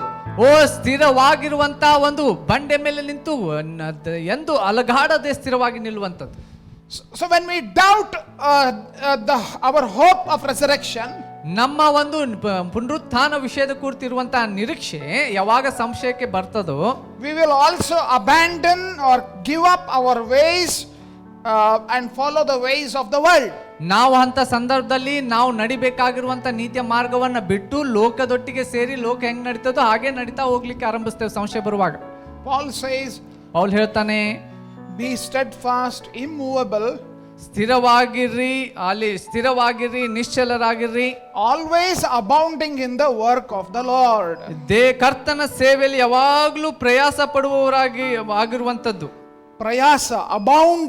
ಪ್ರಯಾಸ ಪಡುವಂತದ್ದು. Abounding means ಪ್ರಯಾಸ ಪಡುವಂತದ್ದು ಅಂತ ಹೇಳುವಾಗ exceed the requirement. ಅಲ್ಲಿ ಇರುವಂತ ಅವಶ್ಯಗಳಿಗಿಂತಲೂ ಹೆಚ್ಚು ಕಾರ್ಯವನ್ನ ಮಾಡಿ ಪ್ರಯಾಸ ಪಡುವುದು. What they are expecting you to do more than that. ಅವರು ನಿನ್ನಿಂದ ಏನು ಅಪೇಕ್ಷಿಸ್ತಾ ಇದ್ದಾರೋ ಆ ಅಪೇಕ್ಷೆಗಿಂತಲೂ ಹೆಚ್ಚು ಪ್ರಯಾಸ ಪಟ್ಟು ಮಾಡುವುದು. Abounding means ಪ್ರಯಾಸ ಅಂತ ಹೇಳುವಾಗ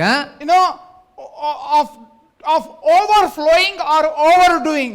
ಹೆಚ್ಚು ಮಾಡುವಂತದ್ದು ಅಂದ್ರೆ ಸಾಮರ್ಥ್ಯವನ್ನ ಮೀರಿ ಹೆಚ್ಚು ಮಾಡುವ ಕೆಲಸವಾಗಿರುತ್ತದೆ. You may have seen this picture where an ant is carrying the load which is bigger than the ant itself. ಈ ಚಿತ್ರವನ್ನ ನೋಡಿರಬಹುದು. ಇರುವೆ ತನಗಿಂತಲೂ ಹೆಚ್ಚು ಪಟ್ಟು ದೊಡ್ಡದಾಗಿರುವಂತ ವಸ್ತುಗಳನ್ನ ಹೊತ್ತುಕೊಂಡು ಹೋಗುವಂತದ್ದು. So with regard to the work of the Lord, ಕರ್ತನ ಕೆಲಸಕ್ಕೆ ಸಂಬಂಧಪಟ್ಟಂತೆ abound.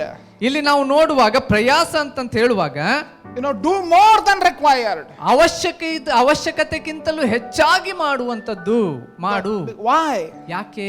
Because God himself has overdone so much to us when we did not even deserve it.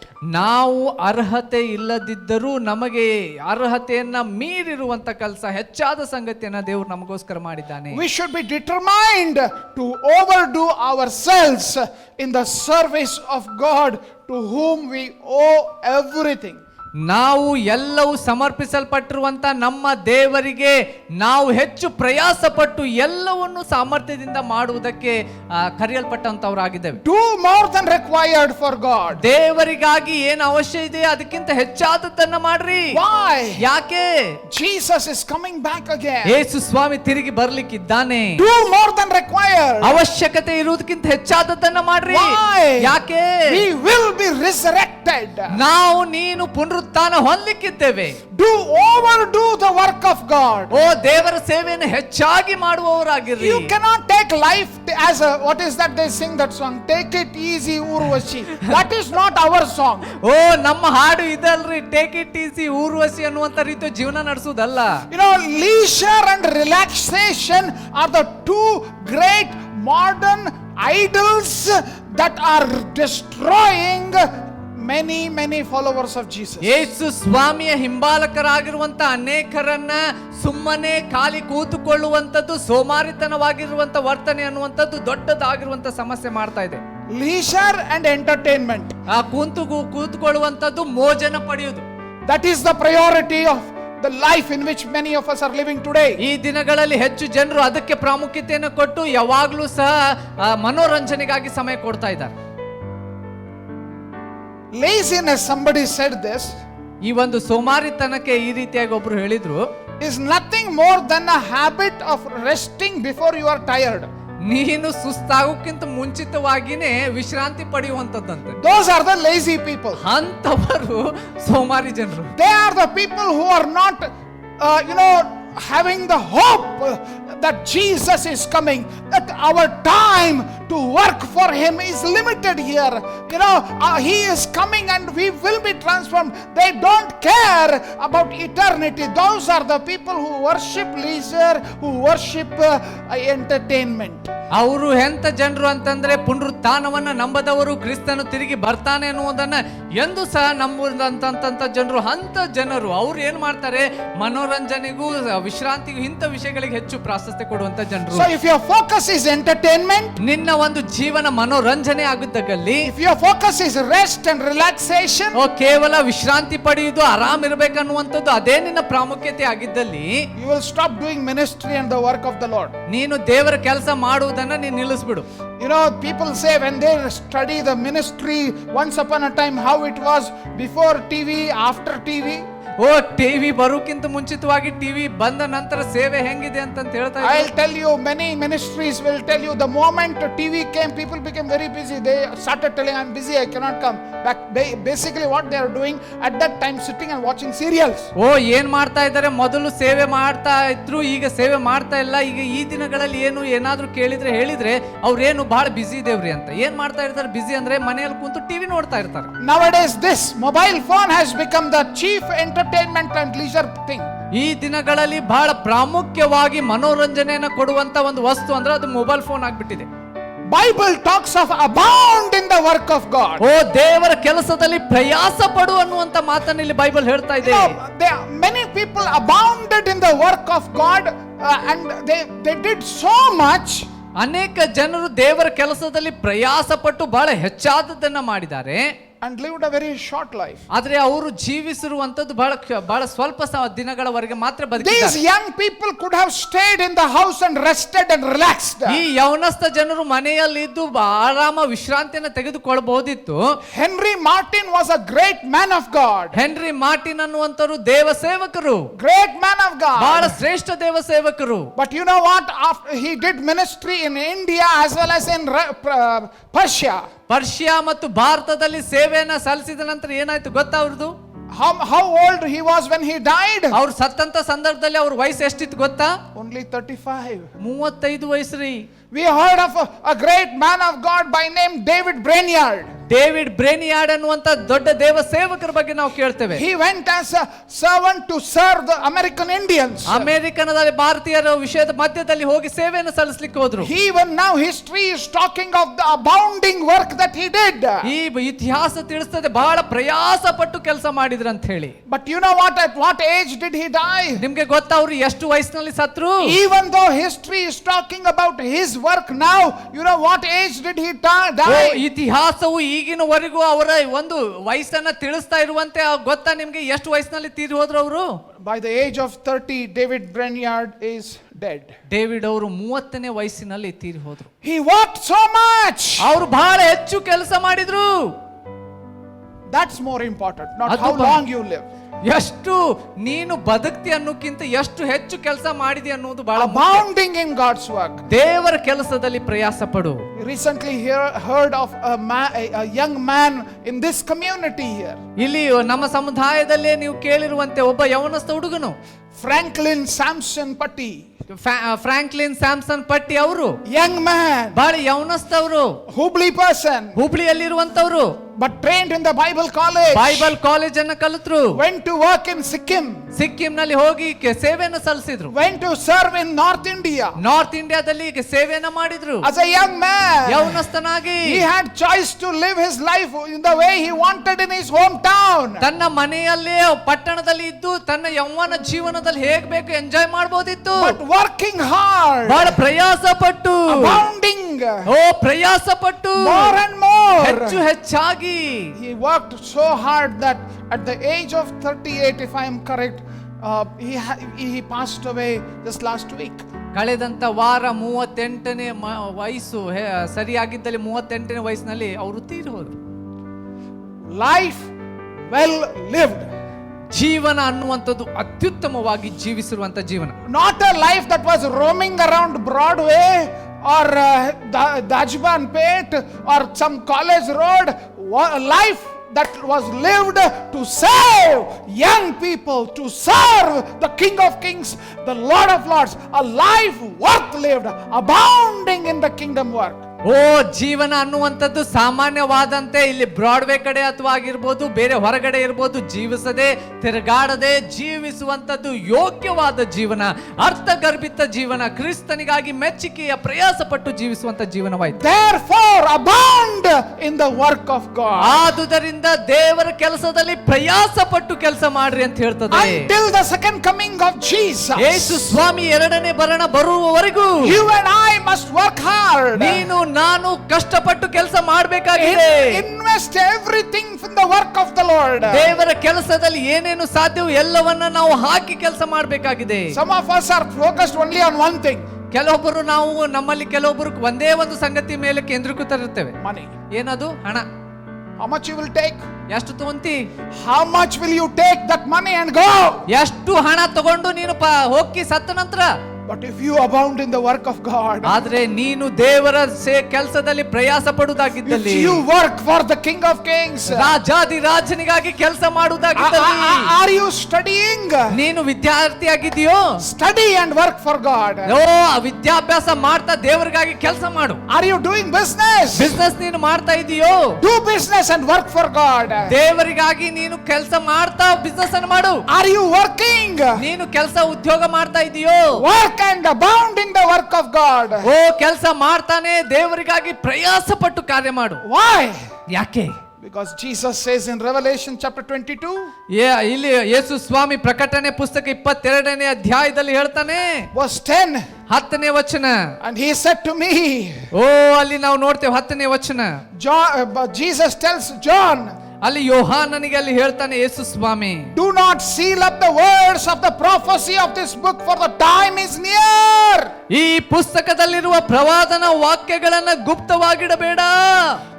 Verse 11, let the evil doer still do evil, and the filthy still be filthy, the righteous still do right, and the holy still be holy. ಇವು ನೆರವೇರುವ ಸಮಯ ಸಮೀಪವಾಗಿದೆ. 11ನೇ ವಚನ, ಅನ್ಯಾಯ ಮಾಡುವವನು ಇನ್ನು ಅನ್ಯಾಯ ಮಾಡಲಿ, ಮೈಲಿಗೆಯಾದವನು ತನ್ನನ್ನು ಇನ್ನೂ ಮೈಲಿಗೆ ಮಾಡಿಕೊಳ್ಳಲಿ, ನೀತಿವಂತನು ಇನ್ನೂ ನೀತಿಯನ್ನು ಅನುಸರಿಸಲಿ, ಪವಿತ್ರನು ತನ್ನನ್ನು ಇನ್ನೂ ಪವಿತ್ರ ಮಾಡಿಕೊಳ್ಳಲಿ. Verse 12. 12ನೇ ವಚನ. Notice what verse 12 says. 12ನೇ ವಚನ ಏನ್ ಹೇಳ್ತದೆ ನೋಡ್ರಿ. Behold, I am coming quickly. ಈಗೋ ಬೇಗನೆ ಬರುತ್ತೇನೆ. And my reward is with me. ಅಲ್ಲಿ ನಾವು ನೋಡ್ತೇವೆ, ಕೊಡತಕ್ಕ ಪ್ರತಿಫಲ ನನ್ನ ಕೈಯಲ್ಲಿದೆ. To render to every man according to what he has done. ನಾನು ಪ್ರತಿಯೊಬ್ಬನಿಗೆ ಅವನ ನಡತೆಯ ಪ್ರಕಾರ ಕೊಡತಕ್ಕ ಪ್ರತಿಫಲವು ನನ್ನ ಕೈಯಲ್ಲಿದೆ. According to everything that he has done. ಯಾರ್ಯಾರು ಏನೇನು ಮಾಡಿದ್ದಾರೋ ಅದಕ್ಕೆ ತಕ್ಕ ಹಾಗೆ ಪ್ರತಿಫಲ. You. ನೀನು Are you doing something for God? ದೇವರಿಗಾಗಿ ನೀನ್ ಏನಾದ್ರೂ ಮಾಡ್ತಾ ಇದೀಯೋ? Are you doing something for God? ದೇವರಿಗಾಗಿ ಏನಾದ್ರೂ ಮಾಡ್ತಾ ಇದೀ? Some of us are excited about deep Bible study. ಕೆಲವೊಬ್ಬರಿಗೆ ಬಹಳ ಡೀಪ್ ಬೈಬಲ್ ಸ್ಟಡಿಯನ್ನ ಅಧ್ಯಯನ ಮಾಡ್ಬೇಕನ್ನುವುದಕ್ಕೆ What ಆಸಕ್ತಿ. are you doing for God? ಆದ್ರೆ ದೇವರಿಗಾಗಿ ಏನ್ ಮಾಡ್ತಾ ಇದ್ದೀರಿ? What are you doing for God? ದೇವರಿಗಾಗಿ ಏನ್ ಮಾಡ್ತಾ ಇದ್ದೀರಿ? Somebody said this statement. ಈ ರೀತಿಯಾದ ಮಾತನ್ನು ಒಬ್ರು ಹೇಳಿದ್ರು. Idle men ಸುಮ್ಮನೆ ಕೆಲಸ ಮಾಡದೆ ಸುಮ್ಮನೆ ಕೂತ್ಕೊಳ್ಳುವಂತ ಮನುಷ್ಯ tempt the devil to tempt them. ಸೈತಾನನಿಗೆ ಶೋಧಿಸ್ತಾನೆ, ಏನಂತಂದ್ರೆ ನಾನು ಬಂದು ಶೋಧಿಸ್ ಅಂತ ಹೇಳಿ. Idle men ಏನು ಕೆಲಸ ಇಲ್ಲದೆ ಕೂತಿರುವಂತ ಖಾಲಿ ಮನುಷ್ಯ tempt the devil to tempt them. ಸೈತಾನನನ್ನೇ ಶೋಧಿಸ್ತಾನೆ, ಸೈತಾನನೇ ನನ್ನನ್ನು ಬಂದು ಶೋಧಿಸು ಅನ್ನುವಂತ ರೀತಿ ಒಳಗೆ. And they sit, and in fact actually they stand, and in fact they sing this song, standing on the promises. ಈ ರೀತಿಯಾದಂತ ಹಾಡನ್ನು ಹಾಡ್ತಾರೆ, ಈ ಒಂದು ವಾಗ್ದಾನಗಳ ಮೇಲೆ ನಿಂತುಕೊಂಡು. Sleeping, ಮಕ್ಕೊಂಡು, walk, ನಡೀತಾ, abound in the work of God. ದೇವರ ಒಂದು ಕೆಲಸ ಪ್ರಯಾಸ ಪಟ್ಟು ಮಾಡುವ, Abound in the work of God. ದೇವರ ಕೆಲಸ ಪ್ರಯಾಸ ಪಟ್ಟು ಮಾಡುವ, Abound in the work of God. ದೇವರ ಕೆಲಸವನ್ನು ಪ್ರಯಾಸದಿಂದ ಮಾಡುವ. Even in the lockdown, ಈ ಒಂದು ಲಾಕ್ ಡೌನ್ ಸಮಯದಲ್ಲಿಯೂ, even when we are restricted, ನಾವು ಏನು ಕೆಲಸ ಮಾಡಬಾರ್ದಂತ ನಮ್ಮನ್ನ ನಿಲ್ಲಿಸಿರುವಂತ ಸಮಯದಲ್ಲಿಯೂ abound in the work of God. ದೇವರ ಕೆಲಸವನ್ನು ಪ್ರಯಾಸ ಪಟ್ಟು Ask ಮಾಡು. God, ದೇವರಿಗೆ ಕೇಳ್ರಿ, how can I serve you, Lord? ಹೇಗೆ ನಾನು ನಿನಗೆ ಸೇವೆ ಸಲ್ಲಿಸಲಿ How can Swami? you honor you, God? ಹೇಗೆ ನಿನ್ನನ್ನು ಗೌರವಿಸಲಿ ಅಪ್ಪ? How can I do more and more work for you? ನಿನಗಾಗಿ ಹೆಚ್ಚು ಹೆಚ್ಚು ಹೇಗೆ ನಾನು ಕೆಲಸ ಮಾಡ್ಲಿ? Please remember, ದಯಮಾಡಿ ನೆನಪಿನಲ್ಲಿ ಇಟ್ಕೊಳ್ರಿ, knowing that in the Lord your labor is not in vain. ನೀವು ಇದನ್ನ ನೆನಪಿನಲ್ಲಿಟ್ಟುಕೊಳ್ಳುವಂತದ್ದು, ಕರ್ತನ ಸೇವೆಯಲ್ಲಿ ಪಡುವ ಪ್ರಯಾಸ ನಿಷ್ಫಲವಾಗುವುದಿಲ್ಲ. Because Jesus has said, ಯೇಸು ಸ್ವಾಮಿ ಹೇಳಿದ್ದಾನೆ, I am coming soon. ಅತಿ ಬೇಗನ ಬರ್ಲಿಕ್ಕಿದ್ದೇನೆ, Reward is with me. ಕೈಯಲ್ಲಿ ನನ್ನಲ್ಲಿ ಪ್ರತಿಫಲ ಏನಿದೆ ಅದು ನನ್ನ ಕಡೆ ಇದೆ. To everyone, ಪ್ರತಿಯೊಬ್ಬೊಬ್ಬರಿಗೆ, to everyone, ಪ್ರತಿಯೊಬ್ಬೊಬ್ಬರಿಗೆ according to what you have done. ನೀನು ಏನೇನು ಮಾಡಿದ್ದೀಯೋ ಅದರ ಆಧಾರಿತವಾಗಿ ಕೊಡುವಂತದ್ದು ನಾನು ಮಾಡ್ತೇನೆ. If you don't do, ನೀನು ಮಾಡದಿದ್ರೆ, ಮಾಡದಿದ್ದಲ್ಲಿ you will not get. ನಿಂಗೆ ಸಿಗೋದಿಲ್ಲ. I want to get as much awards, as possible. ಎಷ್ಟು ಸಾಧ್ಯನೋ ಅಷ್ಟು ನಾನು ಪಡೆದುಕೊಳ್ಳೋದಕ್ಕೆ ನಾನು ಪ್ರಯಾಸ ಪಡ್ತೇನೆ, ನನಗಂಕರ್ ಬೇಕು. So I want to work hard. ಅದಕ್ಕೋಸ್ಕರ ನಾನು ಬಹಳ ಕಷ್ಟ ಪ್ರಯಾಸ ಪಟ್ಟು ಕೆಲಸ ಮಾಡ್ತೇನೆ. What about you? ನಿನ್ನ ಬಗ್ಗೆ ಏನು? So bow down our heads in prayer. ಈ ಸಮಯದಲ್ಲಿ ನನ್ನ ತಲೆಯನ್ನ ಬಾಗಿಸಿಕೊಳ್ಳುವಂತೆ. This concludes our study on 1 Corinthians chapter 15. ಮೊದಲೇ ಕೊರಿಂಥ 15ನೇ ಅಧ್ಯಾಯದ ಈ ಸರಣಿ ಅಧ್ಯಾಯ ಈ ದಿನ ಮುಕ್ತಾಯಗೊಳ್ಳುತ್ತದೆ. Paul addressed a very powerful issue about life, death and resurrection. ಜೀವನ, ಮರಣ, ಪುನರುತ್ಥಾನಕ್ಕೆ ಸಂಬಂಧಪಟ್ಟಂತ ಬಹಳ ಪ್ರಾಮುಖ್ಯವಾದ ಸತ್ಯವನ್ನು ಈ ವಾಕ್ಯ ಭಾಗದಲ್ಲಿ As we ತಿಳಿಸಿದ್ದಾನೆ. conclude today, ಈ ದಿನ ನಾವು ಮುಕ್ತಾಯಗೊಳಿಸ್ತಾ ಇರುವಂತೆ this transformation will happen with the twinkling of an eye. ಈ ಒಂದು ಮಾರ್ಪಡುವಂತ ವಿಷಯ ಕೇವಲ ರೆಕ್ಕೆ ಬಡಿಯುವುದರಾಗಿ ಕ್ಷಣದಲ್ಲಿ ಮಾರ್ಪಡುತ್ತದೆ. Death will be defeated. ಮರಣವು ಸೋಲಿಸಲ್ಪಡುತ್ತದೆ. There will be final complete victory. ಸಂಪೂರ್ಣವಾದ ಒಂದು ಶಾಶ್ವತವಾದ ಜಯ ಅದು ಬರ್ತದೆ. But as of now, ಆದ್ರೆ ಈಗ there is work. ಕೆಲಸ ಇದೆ. ಈಗ There is work. ಕೆಲಸ ಇದೆ. The work to be completed. ಮಾಡುವುದಕ್ಕೆ, ಮಾಡಿ ಮುಗಿಸುವುದಕ್ಕೆ ಕೆಲಸ ಇದೆ. Do not be lazy. ನೀನು ದಯಮಾಡಿ ಸೋಮಾರಿ ಆಗ್ಬೇಡ. So we bow down heads and pray. Ask God, Lord, give me. You give us gifts, you give us fruit, you give us so many things. But help us to use that gift and serve you by all means. ಪ್ರಾರ್ಥಿಸ್ತೇವೆ, ನೀನು ನನಗೆ ವರ ಕೊಡು, ತಲಾಂತು ಕೊಡು, ಪರಿಶುದ್ಧಾತ್ಮನ ಒಂದು ಬಲ ಕೊಡು ಅಂತ ಹೇಳಿ. ಆದ್ರೆ ಆ ಎಲ್ಲ ಬಲ ಇರುವಂತ ವರಗಳನ್ನ ನಿನ್ನ ಸೇವೆಗಾಗಿ ಉಪಯೋಗಿಸುವುದಕ್ಕೆ ಸಹಾಯ. Some of you get excited about the second coming. ಯೇಸು ಸ್ವಾಮಿಯ ಎರಡನೇ ಬರೋಣದ ವಿಷಯದ ಕುರಿತು ಬಹಳ ಆಸಕ್ತಿ ಉಳ್ಳವಂತವ್ರು ಕೆಲವೊಬ್ರು ಆಗಿದ್ದೀರಿ. But be excited about abounding in God's work. ದೇವರ ಕೆಲಸದಲ್ಲಿ ಪ್ರಯಾಸ ಪಟ್ಟು ಮಾಡುವ ವಿಷಯದಲ್ಲಿಯೂ ಆಸಕ್ತಿ ಉಳ್ಳವರಾಗಿ ಕಾರ್ಯ ಮಾಡ್ರಿ. That is the great preparation. ಅದೇ ಬಹಳ ಪ್ರಾಮುಖ್ಯವಾದ ಸಿದ್ಧತೆ. Not sitting and singing, ನೀಲೆ ಆಸ್ಮಾನ್ ಕೆ ಪಾಸ್ ಜಾಯೆಂಗೆ, ನೀಲೆ ಆಸ್ಮಾನ್ ಕೆ ಪಾರ್ ಜಾಯೆಂಗೆ ಅನ್ನುವಂಥದ್ದು ಕೂತ್ಕೊಂಡು ಹಾಡುವಂಥದ್ದಲ್ಲ. Be work. We can sing that song, but work for the kingdom of God. ನಾವು ಅದನ್ನ ಹಾಡಬಹುದು, ಆದ್ರೆ ದೇವರ ರಾಜ್ಯಕ್ಕಾಗಿ ಕೆಲಸ ಪ್ರಯಾಸ ಪಡು. Proclaim the gospel. ಯೇಸು ಸ್ವಾಮಿ ಸುವಾರ್ತೆಯನ್ನು ಸಾರು. Live the gospel. ಜೀವಿಸು, ಸುವಾರ್ತೆಯಂತೆ ಜೀವಿಸು. Be obedient to the gospel. O ಸುವಾರ್ತೆಗೆ ವಿಧೇಯನಾಗಿರು. Be filled with the Holy Spirit. ಪರಿಶುದ್ಧಾತ್ಮ ಭರಿತನಾಗಿರು.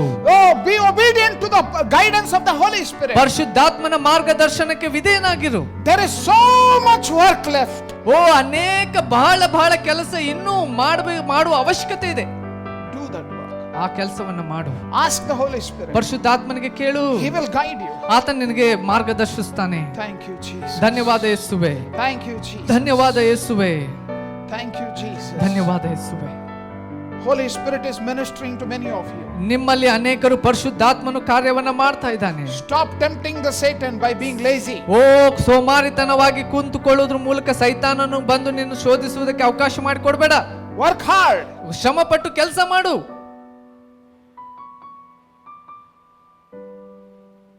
Gracious Heavenly Father, ಕೃಪಾಳು ತಂದೆಯಾದ ದೇವರೇ, thank you so much for speaking to us. ಈ ದಿನ ನಮ್ಮೊಟ್ಟಿಗೆ ಮಾತನಾಡಿದ್ದಕ್ಕಾಗಿ ಧನ್ಯವಾದ. We conclude this study, this whole series today. ಈ ಒಂದು ಸರಣಿ ಅಧ್ಯಾಯವನ್ನ ಈ ದಿನ ನಾವು ಮುಕ್ತಾಯಗೊಳಿಸ್ತಾ ಇದ್ದೇವೆ. But life, death and resurrection are the realities that is before us. ನಮ್ಮ ಮುಂದೆ ಜೀವನ ಮರಣ ಪುನರುತ್ಥಾನ ಬಹಳ ಸತ್ಯವಾಗಿರುವಂತಹ ಈ ಸಂಗತಿ ನಮ್ಮ ಎದುರುಗಡೆ ಇದೆ. Many people today ಅನೇಕ ಜನರು ಈ ದಿನ heard this word. ಈ ವಾಕ್ಯವನ್ನ ಕೇಳಿದ್ದಾರೆ. Speak to them. ಅವರೊಟ್ಟಿಗೆ ಮಾತನಾಡು ಸ್ವಾಮಿ. When you are going to come, ಯಾವಾಗ ನೀನು ಬರ್ತೀಯೋ all of us, Lord, should be taken up. ನಾವೆಲ್ಲರೂ ಎತ್ತಲ್ಪಡಬೇಕು ಸ್ವಾಮಿ. Not a single person should be left behind. ಒಬ್ಬನಾದ್ರೂ ಸಹ ಕೈ ಬಿಡಲ್ಪಡಬಾರ್ದು. Help us that we will be able to work hard. ನಾವು ಪ್ರಯಾಸ ಪಟ್ಟು ಕೆಲಸ ಮಾಡುವುದಕ್ಕೆ ನಮಗೆ ಸಹಾಯ ಮಾಡು. Take away this laziness from our life. ನಮ್ಮ ಜೀವನದಲ್ಲಿರುವ ಈ ಸೋಮಾರಿತನವನ್ನ ತೆಗೆದುಹಾಕು.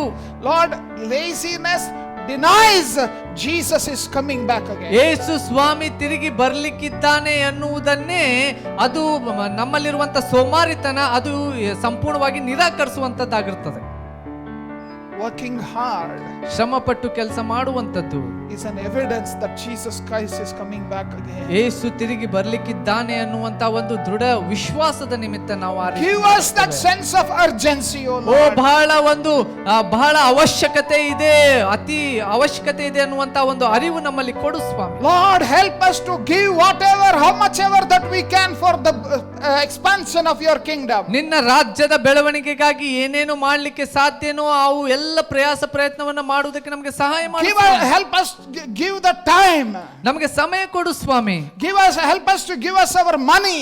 ನಮ್ಮ ಹಣವನ್ನ ನಾವು ಕೊಡುವುದಕ್ಕಾಗುವಂತೆ ಸಹಾಯ ಮಾಡು. Help us to give our talents. ನಮ್ಮಲ್ಲಿರುವಂತ ತಲಾಂತುಗಳನ್ನ ಕೊಡುವುದಕ್ಕಾಗಿ ಸಹಾಯ ಮಾಡು. Help us to give even our homes that the kingdom of God can be birthed in those places. ಓ ನಮ್ಮ ಮನೆಗಳನ್ನು ಸಹ ನಾವು ನಿನಗಾಗಿ ಕೊಡುವುದಕ್ಕಾಗಿ ಸಹಾಯ ಮಾಡು. ದೇವರ ರಾಜ್ಯದ ಸೇವೆಗಾಗಿ ಇರುವಂತ ಸ್ಥಳಗಳಾಗಿ ಮಾರ್ಪಡಿಸು.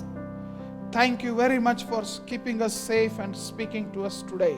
ಈ ದಿನ ನಮ್ಮನ್ನು ಸುರಕ್ಷಿತವಾಗಿ ಇಟ್ಟಿದ್ದಕ್ಕಾಗಿ ನಮ್ಮೊಟ್ಟಿಗೆ ನೀನು ಮಾತನಾಡಿದ್ದಕ್ಕಾಗಿ ಧನ್ಯವಾದ ಸ್ವಾಮಿ. I pray, O God, every one of us will be prepared when you come to receive us. ಈ ಸಮಯದಲ್ಲಿ ನಾವು ಪ್ರಾರ್ಥಿಸ್ತೇವೆ, ಪ್ರತಿಯೊಬ್ಬೊಬ್ಬರು ನೀನು ಬರುವಾಗ, ನೀನು ನಮ್ಮನ್ನ ಕರೆಯುವಾಗ ನಾವೆಲ್ಲರೂ ಸಿದ್ಧರಾಗಿರ್ಲಿಕ್ಕಾಗುವಂತೆ ಸಹಾಯ I ಮಾಡು. pray for everyone to be protected throughout this new week. ಬರುವಂತ ಹೊಸ ವಾರದಲ್ಲಿ ಪ್ರತಿಯೊಬ್ಬೊಬ್ಬರು ಸಂಪೂರ್ಣವಾಗಿ ಸುರಕ್ಷಿತವಾಗಿರುವಂತೆ ಕಾಪಾಡುವಂತೆ ನಾವು ಪ್ರಾರ್ಥಿಸ್ತೇವೆ. Meet every need also, God. ಪ್ರತಿಯೊಂದು ಅವಶ್ಯಕತೆಗಳನ್ನು ಪೂರೈಸಪ್ಪ. And help us always to be prepared to be with you. ನಿನ್ನೊಟ್ಟಿಗೆ ಬಂದು ಇರುವುದಕ್ಕಾಗಿ ಯಾವಾಗಲೂ ಸಿದ್ಧರಾಗಿರ್ಲಿಕ್ಕಾಗುವಂತೆ ಸಹಾಯ ಮಾಡು. Thank you for speaking to us. ನಮ್ಮ ಸಂಗಡ ನೀನು ಮಾತನಾಡಿದ್ದಕ್ಕಾಗಿ ಧನ್ಯವಾದ. Jesus' name I pray. ಯೇಸುವಿನ ನಾಮದಲ್ಲಿ ಪ್ರಾರ್ಥಿಸ್ತೇವೆ. Amen. ಆಮೆನ್. ಶಾಂತಿದಾಯಕನಾದ ದೇವರ ಕೃಪೆ, ಯೇಸು ಕ್ರಿಸ್ತನ ಪ್ರೀತಿ, ಪರಿಶುದ್ಧಾತ್ಮನ ಅನ್ಯೋನ್ಯತೆ, ಸಹವಾಸ ನಡೆಸುವಿಕೆ ಈಗಲೂ ಯಾವಾಗಲೂ ನಿರಂತರಕ್ಕೂ ನಮ್ಮೆಲ್ಲರ ಸಂಗಡ ಸದಾ ಕಾಲ ನೆಲೆಗೊಂಡಿರಲಿ. ಆಮೆನ್. God bless you. ದೇವರು ನಿಮ್ಮನ್ನು ಆಶೀರ್ವದಿಸಲಿ.